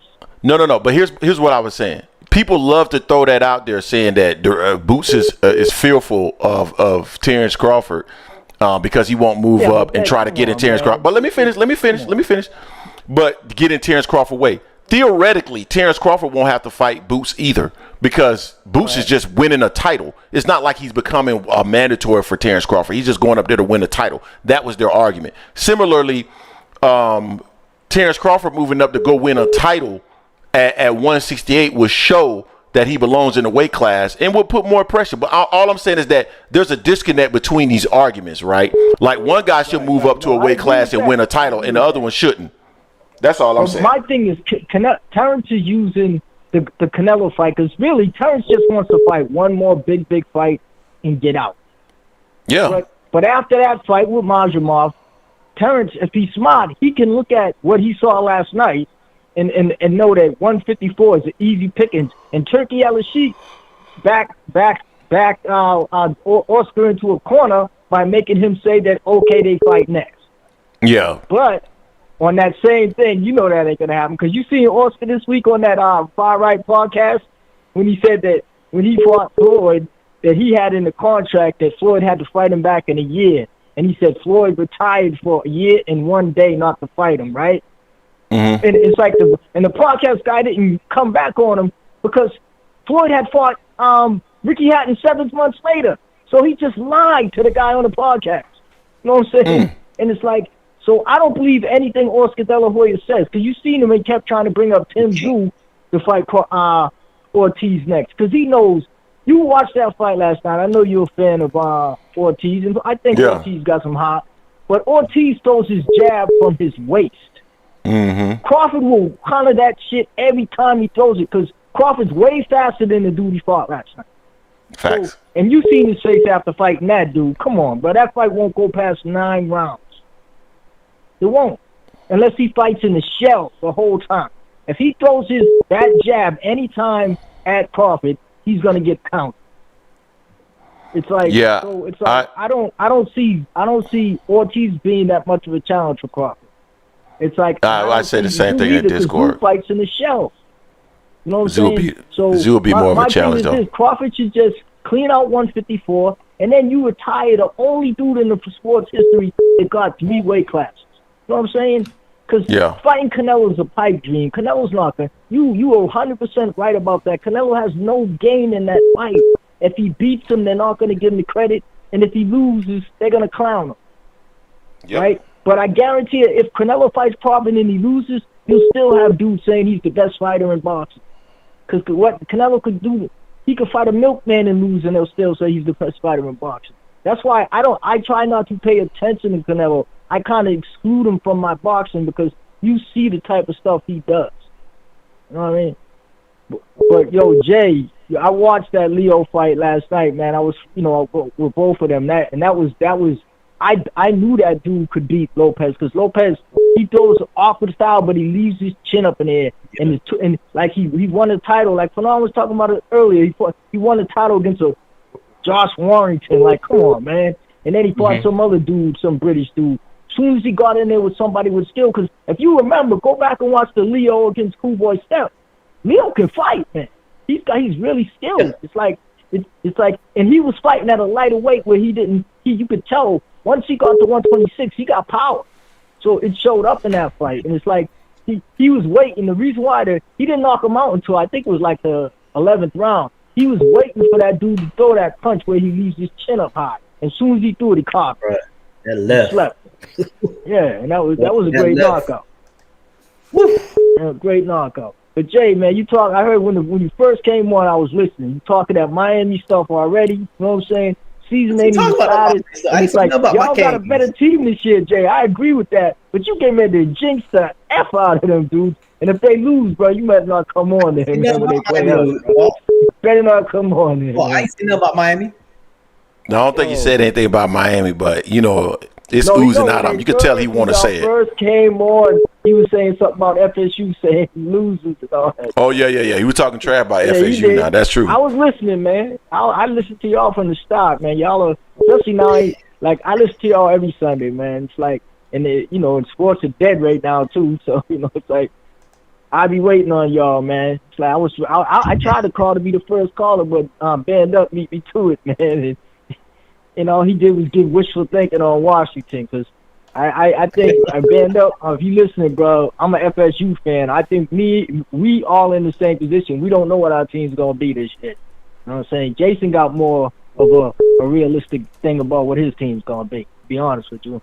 I'm just keeping it real. You know what I mean? But y'all have a good one, man. Blessings, man. I appreciate you, fam. Later. Get blazing. Hold up, 301. Hold on for one quick second before we go there. I do want to say, Jerry Soriano gave us $5. Ran me off. The greatest storyteller is on fire today. Let me know when you're ready to face the fireman with the facts. Let him cook. Jerry, I thought I destroyed you in the Discord. I saw you ran off in the Discord, just ran away. He's too tough. But anyway, I appreciate you, Jerry. Chester Bean became a champion.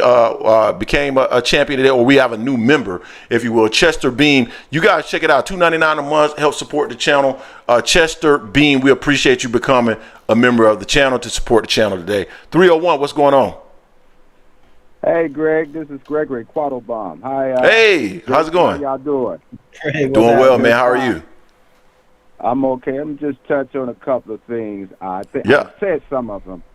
Basically, I think most people, and I'm a fan of Bud, as y'all know, but as I just said, he doesn't have the engaging personality. Right. He's not beloved, and he's not compelling. I mean, correct. That has nothing to do with his fighting skills, because those are off the chart. But in the realm of boxing and entertainment, you have to have other X factors there, and those are three of them right there that people are going. I mean, people follow Tyson wherever he went, and he wasn't even in the ring. People loved Ray wherever he went. You have to have those things too to get people to come to see you. So I don't know why they never got any public relations people to work with him early in his career, because those are the things you do have to do. And I hope somebody tells her. I think it's a little bit too late now, in my opinion. It's great to have money behind you, but there has to be a reason why people want to sit down or pay some money to come and see you. So that is one of the biggest problems he's had that I think has sort of stunted his career, because you know when you get in the ring, it's going to be some work for you, period, whoever you are. But as you just said, why get in the ring if I can make more money with a fighter he's beat, like using Spence? Why would I not still go and fight Spence myself, where I know I'll make more money on the back end at least? So those are actions, and people who do that who talk about that have to understand the overall business of boxing. As far as that weight clause that happened with him and Spence, I guarantee you that was PBC who put that clause in that contract, because I think they still believe Terence would probably lose to Spence. And they did. And when the rematch would come up, then Spence had made more noise about going up to 154 than Terence did. So I think that clause was to make him, if he lost the fight, make him reevaluate whether he wanted the rematch or not. That's how I kind of see that. Yes, Terence tried to get more money, and I understand why. Because I think he realizes his shelf life is short. So he's trying to get the bag as fast as possible. I hope he doesn't get silly and actually sign and take the fight with Canelo, because not only will he get a bag, of course, but I think he'll get hurt more so that he realizes that's a bridge too far from my perspective. Now, if he's able to do it, kudos. I'll give him all the credit in the world, but I do not think if he even gets the fight, I think it's going to be pretty bad for him. I think the peak for him would have actually been Charlo to unify at 154. That's my feeling. I could be wrong, but I think that's where he would have. That's 154 is where he should be at in terms of the rest of his career. I think 160 is a little bit of a stretch, but 150, 68, don't even do it. You're too small. Even if he gets the weight on him, he's still too small. Yeah, so did you see? Let me ask you something, man, because you to me personally, like I've seen you on Manager Marty. Shout out to Manager Marty. I've seen you on his platform. You're one of the more reasonable Crawford supporters. There's a couple things. So number one, the reason why I've never supported Terence Crawford to the extent that some others have, and I used to actually be a Terence Crawford fan until he signed back with Bob Arum. But one of the things that rubs me really the wrong way is anytime someone is trying to get something out that they didn't put in. And I use the analogy of you and I, the Gregorys, we start Gregory and Gregory, whatever company that is. And you decide to put in 80 and I put in 20%. And then we work, and we start making money. All of a sudden we making money now, and I'm telling you, I think we should have 50-50 split.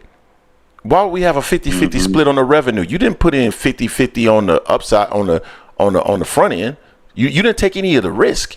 So Crawford wanting to get more out of something than he's putting into it has always turned me off about him as from a fan perspective.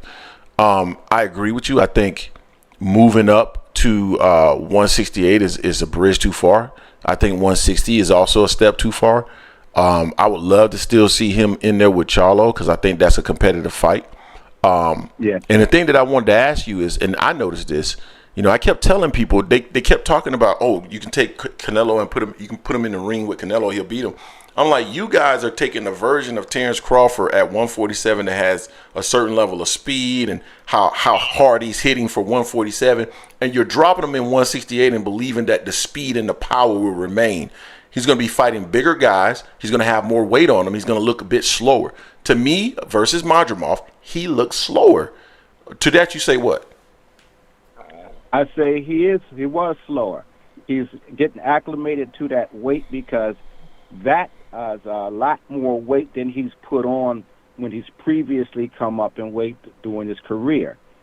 He's at I think that's where the peak is. I think not just, as I just said, he, Spence, Ortiz, and Zhu, who are trying to come up to 154, are also in their own ways learning, okay, this is a little bit different than 147 and 140, because now there's a transition there in terms of the weight that you have to carry. Where's the weight at on him? Upper body, lower body, where is it at? Is it evenly distributed? And that's one of the other aspects of putting on weight that you got to consider in combat sports. He looked slower because I think the weight that he was carrying was more than he was used to. Now, will he get acclimated and look better the next time out? I don't know.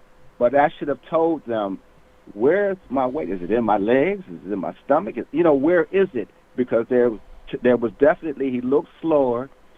He did use the one thing that he needed to have, which was his intelligence.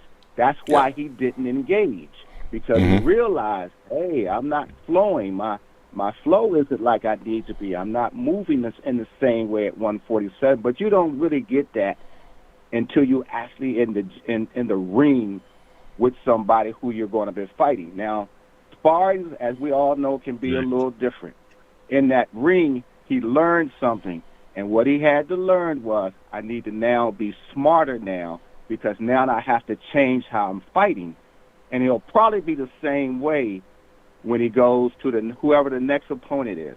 If it's Fundora, I'm sure I'm saying his name right, there's going to have to be another adjustment for Fundora's height and reach as well. So, to me, it's going to be a little more. We're going to see more difficult fights for him, depending on how long he stays at 154, because everybody's now learning. More strength is needed. You can get hurt a little easier, and I think Terence might not have gotten hurt with the Madrimov fight, but I do believe he felt a little more pain from the punches that he did get hit with than he had before. It wasn't a lot. He boxed very well because he was being very smart. But you got to ask yourself, had they engaged more, how would it have went? Would it have been a harder fight for him to win? Would he have gotten hurt a little bit more? We just don't know. But we saw his debut at 154, which I had said before. It was going to be some surprises, and it was going to be a test, because that weight is different than 135, 140, and 147. So we'll have to see, and I hope he goes back to wanting to be one more time undisputed in a third weight class, as opposed to trying to cash out and possibly get himself hurt at 168, which could ruin him, in my opinion. That's just suppose, you see fighters who think they're going to retire after this particular fight, only to find they want to try to come back. But they don't realize how much damage had been done to them from that last loss. And I think at 168, think about this. As you remember, the sanctioning body wouldn't even let Mugia fight Triple G a few years back, right? If y'all remember that. Triple G was supposed to fight Mugia, and that fight was supposed to have been made, but the sanctioning body is, he's not ready to be in the ring with Triple G. Now, Mugia is not the same skill fighter as Terence, but Mugia is bigger than Terence. I can see a feeling that if Terence got to go up 2 more weight classes to get this fight, there's going to be some questions about why they're allowing it. Now, regardless of how skillful he is, Charlo is bigger than Terence. So I think they probably leaned a little bit more to, okay, Charlo could carry that weight better. I don't think the same thing as this. And this, like I said, this has nothing to do with skill set. This has everything to do with whether it's wise and whether it's going to be healthy for him to carry that kind of weight and then fight somebody who's already gone up to 175 one time, went the distance. He didn't win, but nevertheless, that's 2 dangerous of fights from my perspective. Now, I get fighters I fought when I was young. You think that you can, take on the world, but that's your ego. But it's the people in your corner who have to tell you, no, let's settle down.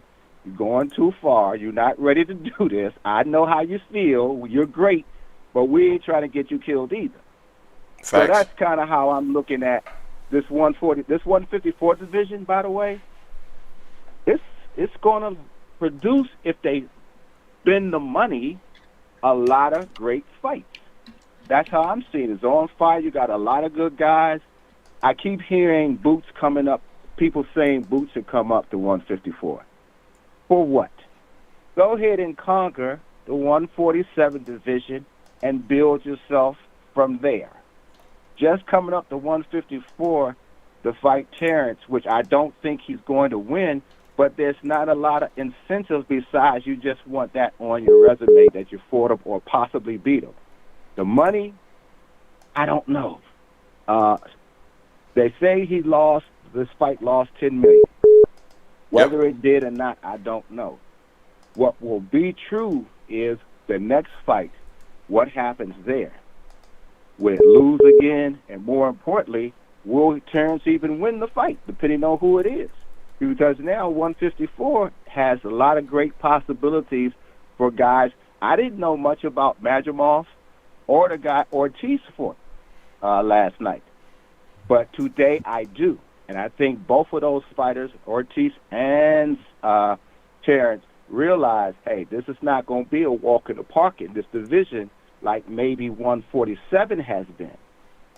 So those are the factors that you got to take into account. And you got to see if the Sheik was, why am I calling him the Sheik? If you call him Turki Alalshikh, is willing to keep on pouring money into building that. If he grabs all the promoters, Golden Boy and Top Rank, if he gets them under his umbrella, okay, there'll be maybe more fights we would see, because I'm so sick of guys fighting once a year. This is one of the reasons why you don't see them perform at the top level, because you can't stay sharp fighting once a year. I don't care how much you're in the gym.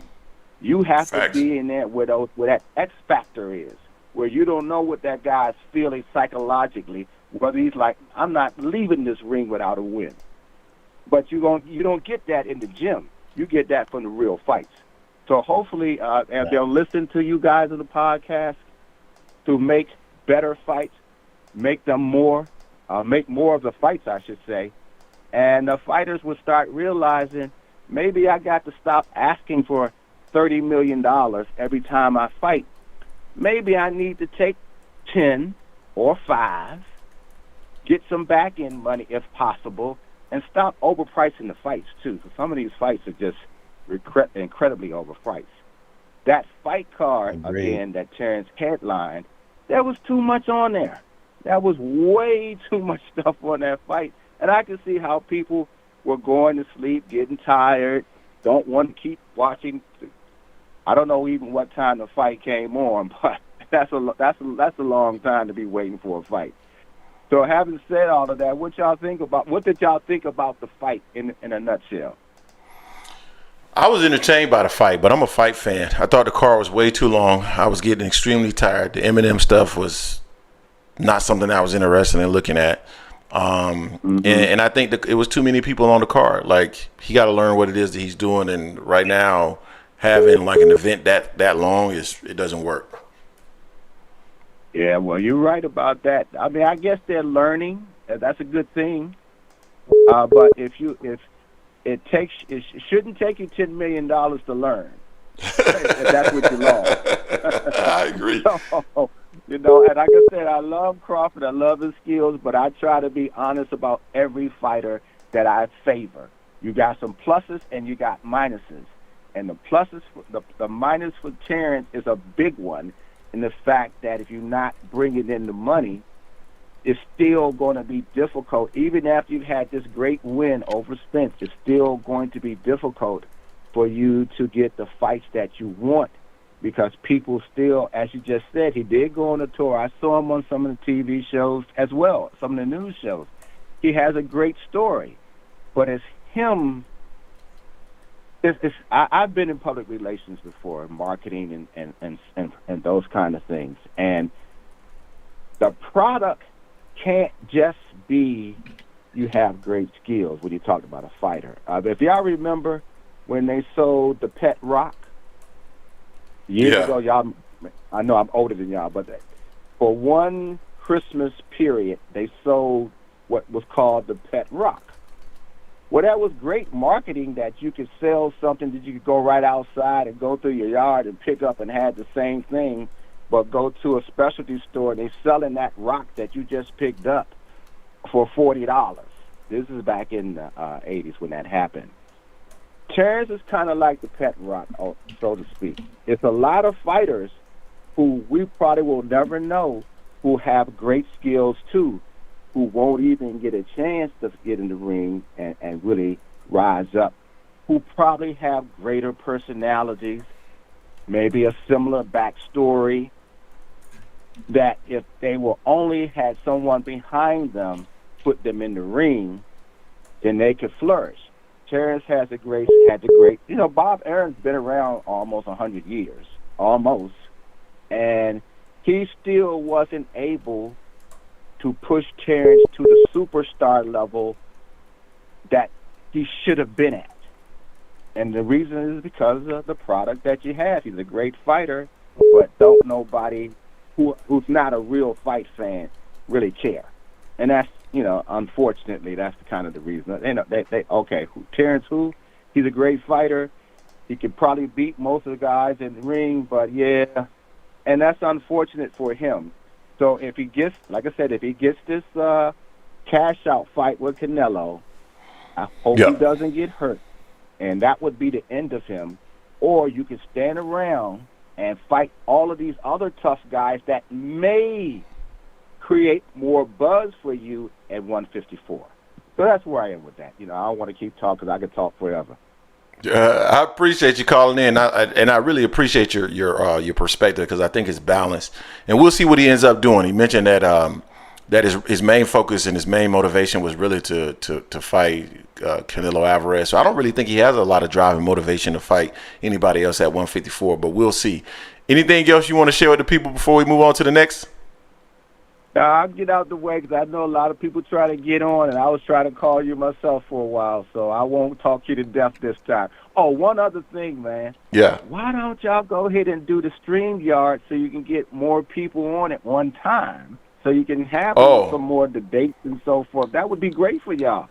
Oh yeah, we can actually do it through this platform as well. We just haven't tried to. We're gonna set it up soon where we can have more people on, and we've been thinking about doing doing our normal Sunday show, and then maybe add one show where we do a platform show, and certain people we'll invite on to have conversations. So that's in the works. We just haven't done it. Okay, well, I'll be looking for it. So I'd love to come on and join and, kick it with a lot of the guys that come on. Some I know, some I don't, but it's just great entertainment, be able to talk about boxing with some guys who actually know boxing. No, I totally agree with that. Yeah, we're going to make it happen for sure. All right, then. Well, I'll look for it, so let me just step back now. All right. Talk to you soon. All right. Thank you for letting me on. That's about it. Oh, no problem, man. Later. All right. That was Gregory Quattlebaum. All right. So let's bring in this. Oh hell! This probably gonna be the last call of the day. And we got you know who on. What's up, man? What up, Greg? I'm chilling, man. What's going on with you? Good, chilling. What's up, Jason? What's happening? A lot of BS was talked about today. I'm trying to get through this quick. First of all, you said what's the difference between Boots going up to 154 and Bud going up to 168? First of all, Boots, he's already like 154. He's big enough for the division. I mean, it's ridiculous to say that Bud should go up to 168 where he's not the point I was making. Not the point I was making. Come on, that's absurd right there. No. Let me clarify. Let me clarify because they made the argument that Boots needs to move up and get in his way if he truly wants a fight. Okay. And I'm saying if Terence Crawford truly wants that fight, he needs to move up and get in his way. If he's big enough to go up there and fight that man for his title, then he's big enough to move up to the weight class. What you're saying is that doesn't make any sense because you're saying it's okay for him to move up 2 weight classes to fight Canelo and Canelo only, but it's not okay for him to move up 2 weight classes. He can beat in the division, bro. I don't think he can beat anybody. I don't think he can beat anybody in the division. Crawford I don't think that his fans understand. Well, I don't think understand it. I don't think he could because you know what? Let's say you're right, and I don't think he can beat anybody in the division because I think he gets knocked out by Canelo too. But let's say he can beat Canelo in the division. Why would I want to see some guy move up and win 168 pounds the title when he can't beat anybody else in the division? Then he's not really truly a champion at that level. Because why would you want to see it? If you know that he can't beat, hold up. If you know that he can't beat anybody else in the division, but one guy that's holding on the titles that he shouldn't have, because if he can move up and beat him, then that means the guy that has the title shouldn't have the titles. So why would you want to see this guy move up just for him to have a token title so you can brag about it? Yes, because it's going to add to his legacy. Fuck out of here, man. Fuck. It doesn't add to his legacy if he can't beat nobody else in the division. No, man, stop it. Hey, Jay, let me ask you a question. I'm going to ask anybody in the chat. And Jay, do you guys feel that Roy Jones is better because he moved up and beat Ruiz and became heavyweight champion? Do you really give a lot of stock to that win when you know Ruiz sucked? Canelo? No. Did you do that, Greg? Hold up. But your point is moving up to win a title when he can't. Dude. Nice try. Your point is he's moving up to win and can only beat one person. That's the same thing that Roy Jones did. That's the same thing that Roy Jones did. Now if he would have beat, he could only beat Ruiz. He couldn't beat anybody else at heavyweight. Lennox Lewis. I can see if he would have went up and beat a Lennox Lewis, that's different, bro. He's fighting somebody low in the division. Exactly. No. Based off of your definition, Canelo is low in the division because he's holding on to titles let me finish. He's holding on to titles that Terence Crawford can move up and beat him. So if Terence Crawford can move up and beat him, that means everybody else at 168 can beat him too. So that means that he's the lower level, and he's holding on to what he was at 154 and 160. He's not the same at 168 if Terence Crawford can move up and beat him. That's pure speculation, though. But what we know is... Dude, it's pure speculation that Terence Crawford can beat him. We're living in hypotheticals. We're talking about hypotheticals here. So what are you talking about? He wants a shot at the... I'm saying, you're Why should he get it? Why should he get it? Why should he get it? Huh? Why should he? Why should he get it? Why should he get the opportunity? Why should he? Hater, bro. Why you a hater? Then you a hater. Why shouldn't Boots get the opportunity? Why shouldn't Boots get the opportunity? Why shouldn't Boots get the opportunity then? But does he want to fight Canelo? No, I'm talking about the opportunity to fight Terence Crawford. He wants the opportunity to fight Terence Crawford. Why shouldn't he get it? Move up to 154. Okay, then Crawford move up to 168. He is to fight him only. No. Move up. No. Then Boots will move up to. Then Boots will move up to 154. Yes, he would. Say, look, I'll fight you at 154. I've never heard him say. I never heard his dad say that. I never heard him say that we will move up to 150. They have. To fight. They have. They said they said they will fight. They said they will fight Crawford. They said they will fight Crawford. When did he say no? You're not gonna get away with it. Oh my God! So he needs to say verbatim. He needs to say verbatim. Okay. Yes, he has to say he'll move up to fight Crawford at Jesus 154. Christ. He never Jesus said Christ. that. Okay. Secondly, y'all keep talking about money. Brother. Hold on. Before you move on. If they're saying that they would take the fight and Terence Crawford is currently at 154, and they know he's not coming back down, we all know he's not coming back down, then it is implied that it is implied that he will move up to 154 and fight him. So you're a lot smarter than that. I can tell by the way that you talk that you understand that it's implied in that statement. So the fact that he didn't say it verbatim, you're better than that, man. Come up with a better argument. Let's go, man. Go ahead. Whatever. Okay. So the second thing is, I keep telling you, bro. Y'all keep saying he doesn't sell. That doesn't matter anymore. This man got a bank. He's got a banker right now. What y'all want? We don't care about him not selling no more. That's old news. He got Turkey in his back pocket. Stop talking about whether he sells. Who cares how much, whether this event did well or not? Nobody cares because guess what? Bud got the money, the bank in his pocket right next to him. What did Turkey say? He wants to see him fight again. That's all we need to hear. Why y'all keep talking about money? You still talking about the same thing when y'all tried to duck that man, when Spence was ducking that man about money. You got Turkey. Stop talking about it. Who cares?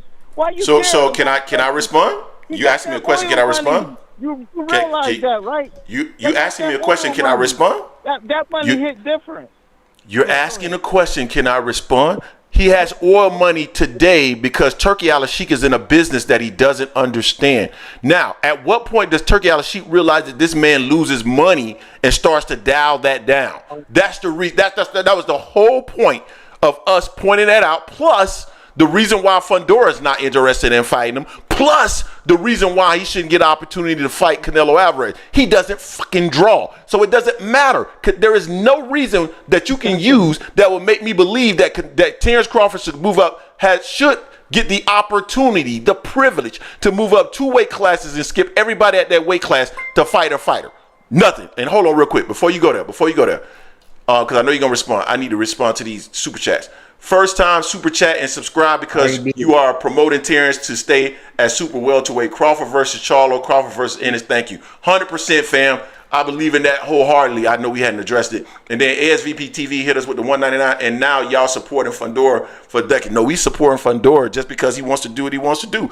Why does Terence? Is Terence the only one that gets to do whatever he wants to do? Jesus, go ahead, man. I know you got a response. Listen, bro. I don't need to respond because he got a banker. You didn't respond to that. Oh my God. Turkey wants to see these fights. Listen, Turkey has put him under his wing. He said, "Bud, I see what you've done all of these years. They underpaid you. So listen, I'm gonna pay you because I got the money." It's just like a rich uncle. If you got that rich uncle, you can do anything you want. Rich baby daddy, huh? Right now. Rich. So you said Turki Alalshikh and his rich baby daddy. Turki Alalshikh and his rich baby daddy. That's what you saying? Turki Alalshikh and his rich baby daddy. Talk about money. Turki Alalshikh and his rich baby daddy is what you saying. You just said Turki Alalshikh and his rich baby daddy. That's what you saying. I'm just saying. Bruh, listen. So let me say something real fast. I grew up in an era. Let me finish. I grew up in an era. I grew up in an age where we were motherfucking men. And you stood on your own too. You didn't ask for something that you did not earn. You did not try to figure out a way to get something that you did not make. Like, I don't want to go out there and look for an opportunity to get money that I did not generate or earn. But you're okay with that. You're telling me he got a rich uncle. He got a rich baby daddy. Man, get out of here, bruh. Man, that's freak made. Because y'all tried to shut him out saying, "Oh, well, he don't sell." Now it don't matter. He's still getting the fights he wants because he got that money behind. Rich baby daddy mentality. Don't be upset because that man. Bud, you saying Bud his sugar baby. You saying Bud his sugar baby. What? Stand on your own too, fam. Dude, I would never support someone trying to get something that they did not earn, man. That just rubs me the wrong way. I will never support that. And secondly, you said, "Oh, you were upset at him because he left. He signed with ESPN." I wasn't upset with him. I just said I stopped dealing with him. I just said I wasn't. I wasn't supporting him. I didn't say I was upset. I said I wasn't supporting him. Anyway, I wasn't supporting him. I just stopped supporting him. I wasn't upset with him. Why? Can you explain that to me? If Spence wasn't going to fight him when he re-signed, why? Why are you upset that he was making? But hold on. But he fighter. Why are you upset that he made a good business? Dude, he signed back with him with the promise that Bob Arum was going to get him to fight and had a clause in his contract. Okay. Why not? Why not just go to PBC why not just go to PBC if that's the fight that you want? He wanted to go there because Al told you. No, let me finish. Al told him that you got to earn what you keep over here. And Bob told him that I give you guaranteed money regardless of what you earn. So that's what he did, and you know it. And you know it. Okay then. So okay. So again, he likes sugar daddies. That's what you're saying. That's what you called it that, not me. Why you rich uncle? Upset about that? I'm not upset about anything. I just don't support it. I'm not upset. I don't support it. Those are two different things, my brother. And then you said, "Oh, you're mad because he's asking for 50-50." Okay, he gave Spence the biggest payday that he ever got. He gave Spence the biggest payday? Wait, Greg. When he was on his same side of the street with Al Heyman, none of those fights generated what him and Bud generated. So Al Heyman did not give him his biggest fight. Bud did. And Al Heyman was trying to block it. So let me respond to that. Let me. So you don't know if Al Heyman was trying to block anything, but let me respond to that. I will say this. Bob Arum did a masterful job of tying his fighter's name to Errol Spence's name, and it built up so much pent up demand for a fight that it ended up happening, and that it ended up making a good amount of money. So it is what it is. That's why. But anyway, and that was good for both of the fighters, right? Yeah, but it should have been even better for Spence. Why you worried about Spence pockets, bro? Why you worried about it? Why you worried about Terence Crawford pockets? You the one mad.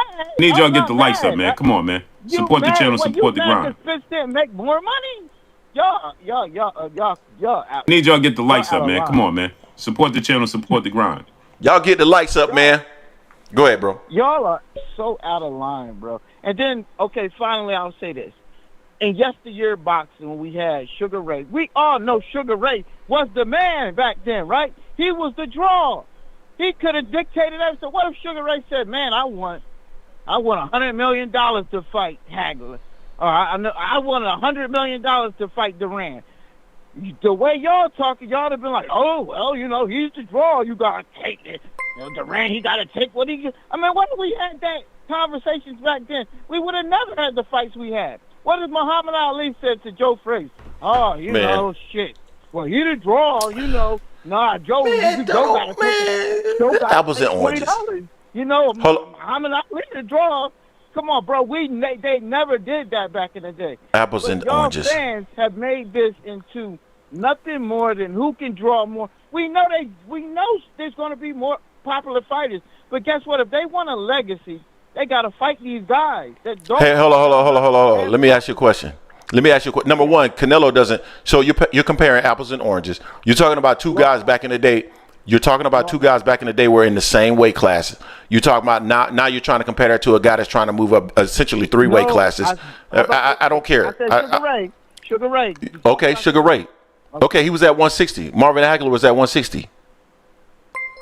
He fought Duran, didn't he? Didn't Sugar Ray fight Duran? Yeah, he fought him at 147. Yeah, he fought him at 47. Like, "Oh, nah, man, I ain't fighting that dude unless you take $1. You take what I give you." Why? What if it would have been like that? So we would have never got those fights. Yeah. You don't think Sugar Ray? Hold on. Sugar Ray back then was saying, "You take what I give you." Absolutely, he was saying that you take what I give you. That's always been around, fam. That ain't nothing new. So what? You know what the difference is? You know what the difference was? Back then back then we had men, and they understood that, hey, this is what I actually generate. This is what I should get. So now I'm going to fight for this amount. What we got today is a bunch of sugar babies that want to be subsidized by other men. So anyway, hold on real quick, because I got to give some love to the people that just gave us some super chats. DIL 87 $99 and $9.99. Weight is an obstacle, but it's not the only issue. Canelo picks the arena ring size, your outfit, entrance, soundtrack, your coach, your judges, your referees. You're down 5 rounds already. Look at the scorecards versus Bivol. Okay. And then Adrian Villarreal. Adrian, what's going on, man? I'm struggling with pronouncing your last name. I think it's Villarreal. Much love from the big bad city of the Angels. Appreciate you, fam. Now I do want you to know this, that I did put some votes in there, and the poll is saying that most people feel that Roy Jones' legacy wasn't enhanced by his win over Ruiz. Okay, so let's keep going. But the difference is, got another poll. All of those people, whoever said that, while they said, put a poll up and say, if Bud beats Canelo, would that enhance his legacy? We already know that. We're talking like you don't know. Man, we're talking about Canelo. There's nothing in it for Canelo.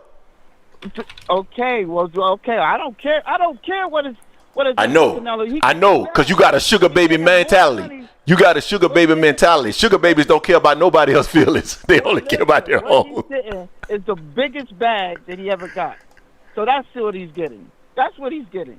He's a prize fighter. Didn't someone say, what do they fight for? Prize money, right? That's fine. He's getting the most prize money that he's ever got. And if he doesn't take it, he's a duck. I'm sorry.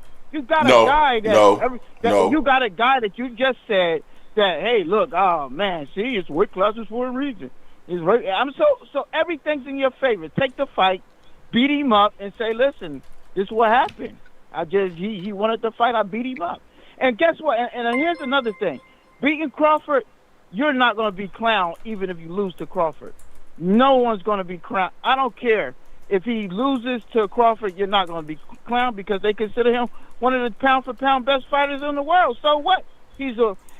Wasn't back in the day this guy that fought, he was like 135 pounds fighting 200-pounders? Wasn't it? It was a guy back then beating up 200-pounders professionally, the top guys. So y'all acting like it's a new thing about people moving up weight, fighting bigger guys. He's not gonna get no credit for beating up on Lil Bud. Once he put Bud in the dirt, that's gonna be it, man. Ain't nobody gonna give him no credit for that, man. Stop it. And the thing is, Greg and the other caller, y'all don't see. The thing is, y'all keep saying, "Oh, well, Bud's gonna get hurt." Bud is a freaking. He's like a grandmaster in chess. Like he's a grandmaster boxer. He didn't get hit against Madrimov. Huh? Like, so he don't get hit. Is what you saying? You say he's a magician. He don't get hit. Man, he gonna get put in the dirt. Let him move up to fight Canelo. He going right into the dirt. Jason, when he was getting hit with those shots, it wasn't buzzing him, so he knew, hey, I can take it. I can take his. So hold on. No, hold on. Terence, you are on record. Hold up. You are on record talking trash about Boots Ennis getting hit by David Avanesian, and I said that the reason why he was getting hit because he knew he could take the punch. But you criticized him, but now Bud gets a pass. That's the reason why your logic sucks so bad, because you're inconsistent. No. How am I inconsistent here? I didn't say that. I didn't say he wouldn't fight Crawford. I told you that Boots should fight Crawford differently. I'm not talking about fighting him. I'm talking about the fact that you said that you talked trash about how Jerron Ennis was getting hit by David Avanesian. And I said it was because of the fact that he knew he could take it and that he didn't have anything for him. But now you're giving Terence Crawford a pass by getting hit by David Benavidez, saying, "Oh, he got hit," and not David Benavidez, Israil Madrimov, and saying that, "Oh, he felt the power and it didn't buzz him, so he knew he could take it." So, dude, this is why you're so inconsistent. Well, wait, okay. I never argued against you with that point. No, you argued the point. No, we didn't have an argument, but you had an argument for that. I never said Boots would have fought Crawford, will fight Crawford differently. In fact, I think he would fight Crawford differently. Of course he would. People according to their skill sets. And he knows he's not going. He knows. But you were critical of Jerron Ennis and his defense, brother. Yeah, you were. Well, he didn't have to get hit that much. And Bud didn't have to get hit that much. Damn. Bud didn't have to get hit that much, man. Owl Puffy. How many right hands did he hit him with, though, in the whole fight? David Avanesian hit Terence Crawford the same way he hit Jerron Ennis. No, I think he hit Jerron a little more than Crawford. You think, but you don't know. Oh, by the way, I just put a poll out there. Terrence, best damn video. I got to plug you. I said, will Mike Tyson's legacy been enhanced if Sugar Ray Leonard moved up from 175 and Tyson beat him? 89% says no. Greg, you. No, listen. Sugar Ray was at one. Listen to what I'm saying. Sugar Ray had won the title at 175 when he beat Donnie Lalonde. Okay, so if he moved up 2 weight classes, that would have been heavyweight. He could have fought Mike Tyson, right? Because it would have been cruiserweight, then heavyweight. So that's the same thing as Terence Crawford moving up 2 weight classes. That's why I use that as my analogy. Canelo gets no credit. Sugar Ray Leonard is a box. Let me finish. Sugar Ray Leonard is a boxing legend of massive proportion. And he would, if he would have moved up and Tyson beat him, Tyson gets no credit for that. If Terence Crawford moves up and Canelo beats him, he gets no credit. I don't know why you're trying to make that argument. Stop it. You lose credibility. Greg, I never made the argument. You just said that. You just said that he gets credit if he beat. I said he gets No, bro. You just said, like, go back and listen to the stream. You just said that because of Terence Crawford, he's a boxing virtuoso or whatever he used. No. You said he would get credit. You said he would get credit. I know. I said no. I said clown. I said they're not going to clown him. No. Just like even if Tyson lost to that Sugar Ray Leonard, they not going to. Man, Tyson would have got ran out of the building if he would get ran out of the building. No, because at that time, Sugar Ray was known as one of the pound-for-pound best fighters in the world. When you lose to Are you crazy? Come on, bro. Stop. Man, are you crazy? So you're telling me that people would have clowned Sugar Ray Leonard if he went up to now you said he was at 175, meaning that he's kind of close to Tyson's division at that point, and he challenges Tyson and loses and beats Tyson, already known as one of the pound-for-pound best fighters to ever do it. They gonna clown Tyson? Come on, bro, stop. Man, Sugar Ray Leonard. Hold up. Sugar Ray Leonard that started at 147 should be maxed out at probably 168, and he ends up winning the title at 175. Then moves up and beats Mike Tyson at heavyweight. Are you smoking rocks? So if he moves, so we know how he would have to win the fight against Tyson. Move, bing, bing, bing. He does that 12 rounds, never gets touched by Tyson hard, and last, and wins the fight. So you going to clown Tyson? Come on, bro. Stop it. Man, stop it. You talking nonsense. They would not clown Tyson. They would not clown Tyson because guess what? Guys, great fighters can find a way sometimes, bro. So let me ask the chat. Let me ask the chat real quick. Let me ask the chat real quick. Against Hagler. He found a way to beat Hagler. That's fine. Let me ask the chat. When he shouldn't have beat Hagler. Yeah. Chat, do you guys truly believe, I want a yes or no answer, would Mike Tyson have been clowned if Sugar Ray Leonard moved all the way up, starting at 147, moved up and made it to heavyweight and beat Mike Tyson? The baddest man on the planet at the time. Please let me know. Yes or no in the comment section. Chat, he had to win at 175, got a title. So now he 170. He already kind of big, and now with his prestige going up there to fight Tyson, a young Tyson at that. Yes, man. Just stop it. Yes, absolutely. Hell yeah. Yes. Yep. Dude, you the only one in here talking all that crazy shit, man. You on drugs, man. I believe it not, Terrence. Best damn videos. You on drugs, man. You got to stop calling here with that crazy stuff. They don't want to agree with me, but they're your fans, and I understand. Man, a lot of people in here, a lot of people who are saying this are not fans, man. A lot of the people in here, man, they get on us. What are you talking about? I'm sorry. If Sugar Ray beats anybody, you ain't clowning. Sugar Ray is one of the That's like Stop Hagler going up there and beating a heavyweight, man. And he went to one. Ain't nobody clowning them. What? Man, this cat is on rocks. And I don't matter how great a fighter you are, man. You've heard the term a good big man will beat a great little man any day. Like, no, dude. No, you can't move up to heavyweight and knock out Mike Tyson, who's the baddest man on the planet right now. That's not, no. Stop it, dude. Stop it. If he doesn't land punches, he's not quicker than these guys. I'm sorry. They could beat him. Look at Chris Bird. I mean, I know he was a heavyweight, but he really was a middleweight beating heavyweight. Why? Because he was quicker, faster, and could move better than them. So you keep saying that you act like a Sugar Ray. If he could acclimate to that weight, he couldn't beat a great heavyweight. He could, as long as he doesn't get caught, bro. I mean, Quay Leonard said he was clown for losing the. Quay Leonard said he was clown for losing to Evander Holyfield. So how can this even be a question? Like, come on, man. So whoever is clowning him for losing to Evander Holyfield's an idiot. I'm sorry, you're a plain out idiot if you clown Tyson for losing, because remember Tyson, he was a small heavyweight.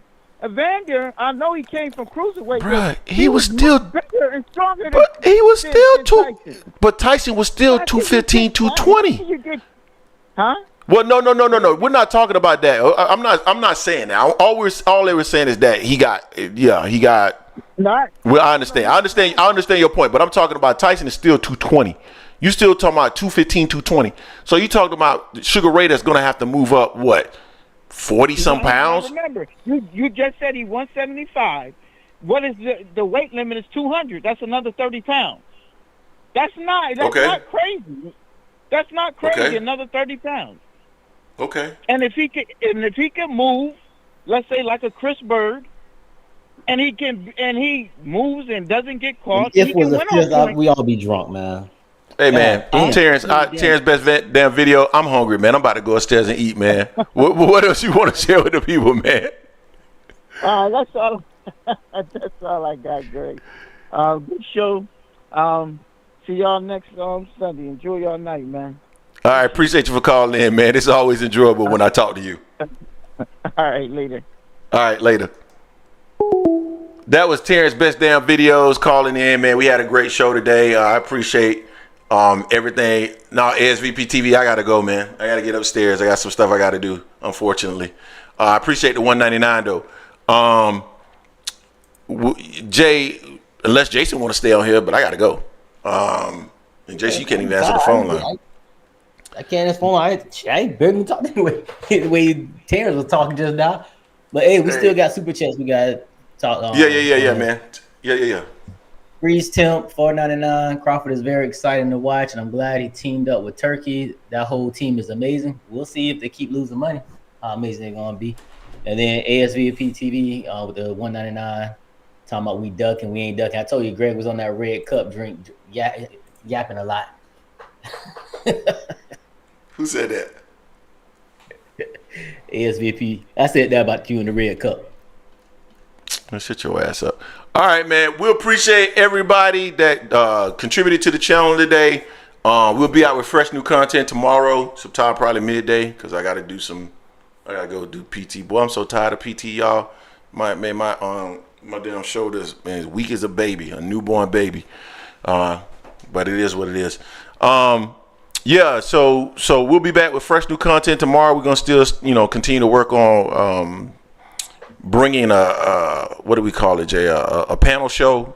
May do two a week now. Maybe do a panel show where we bring other people on and let them get off, man, and talk their shit.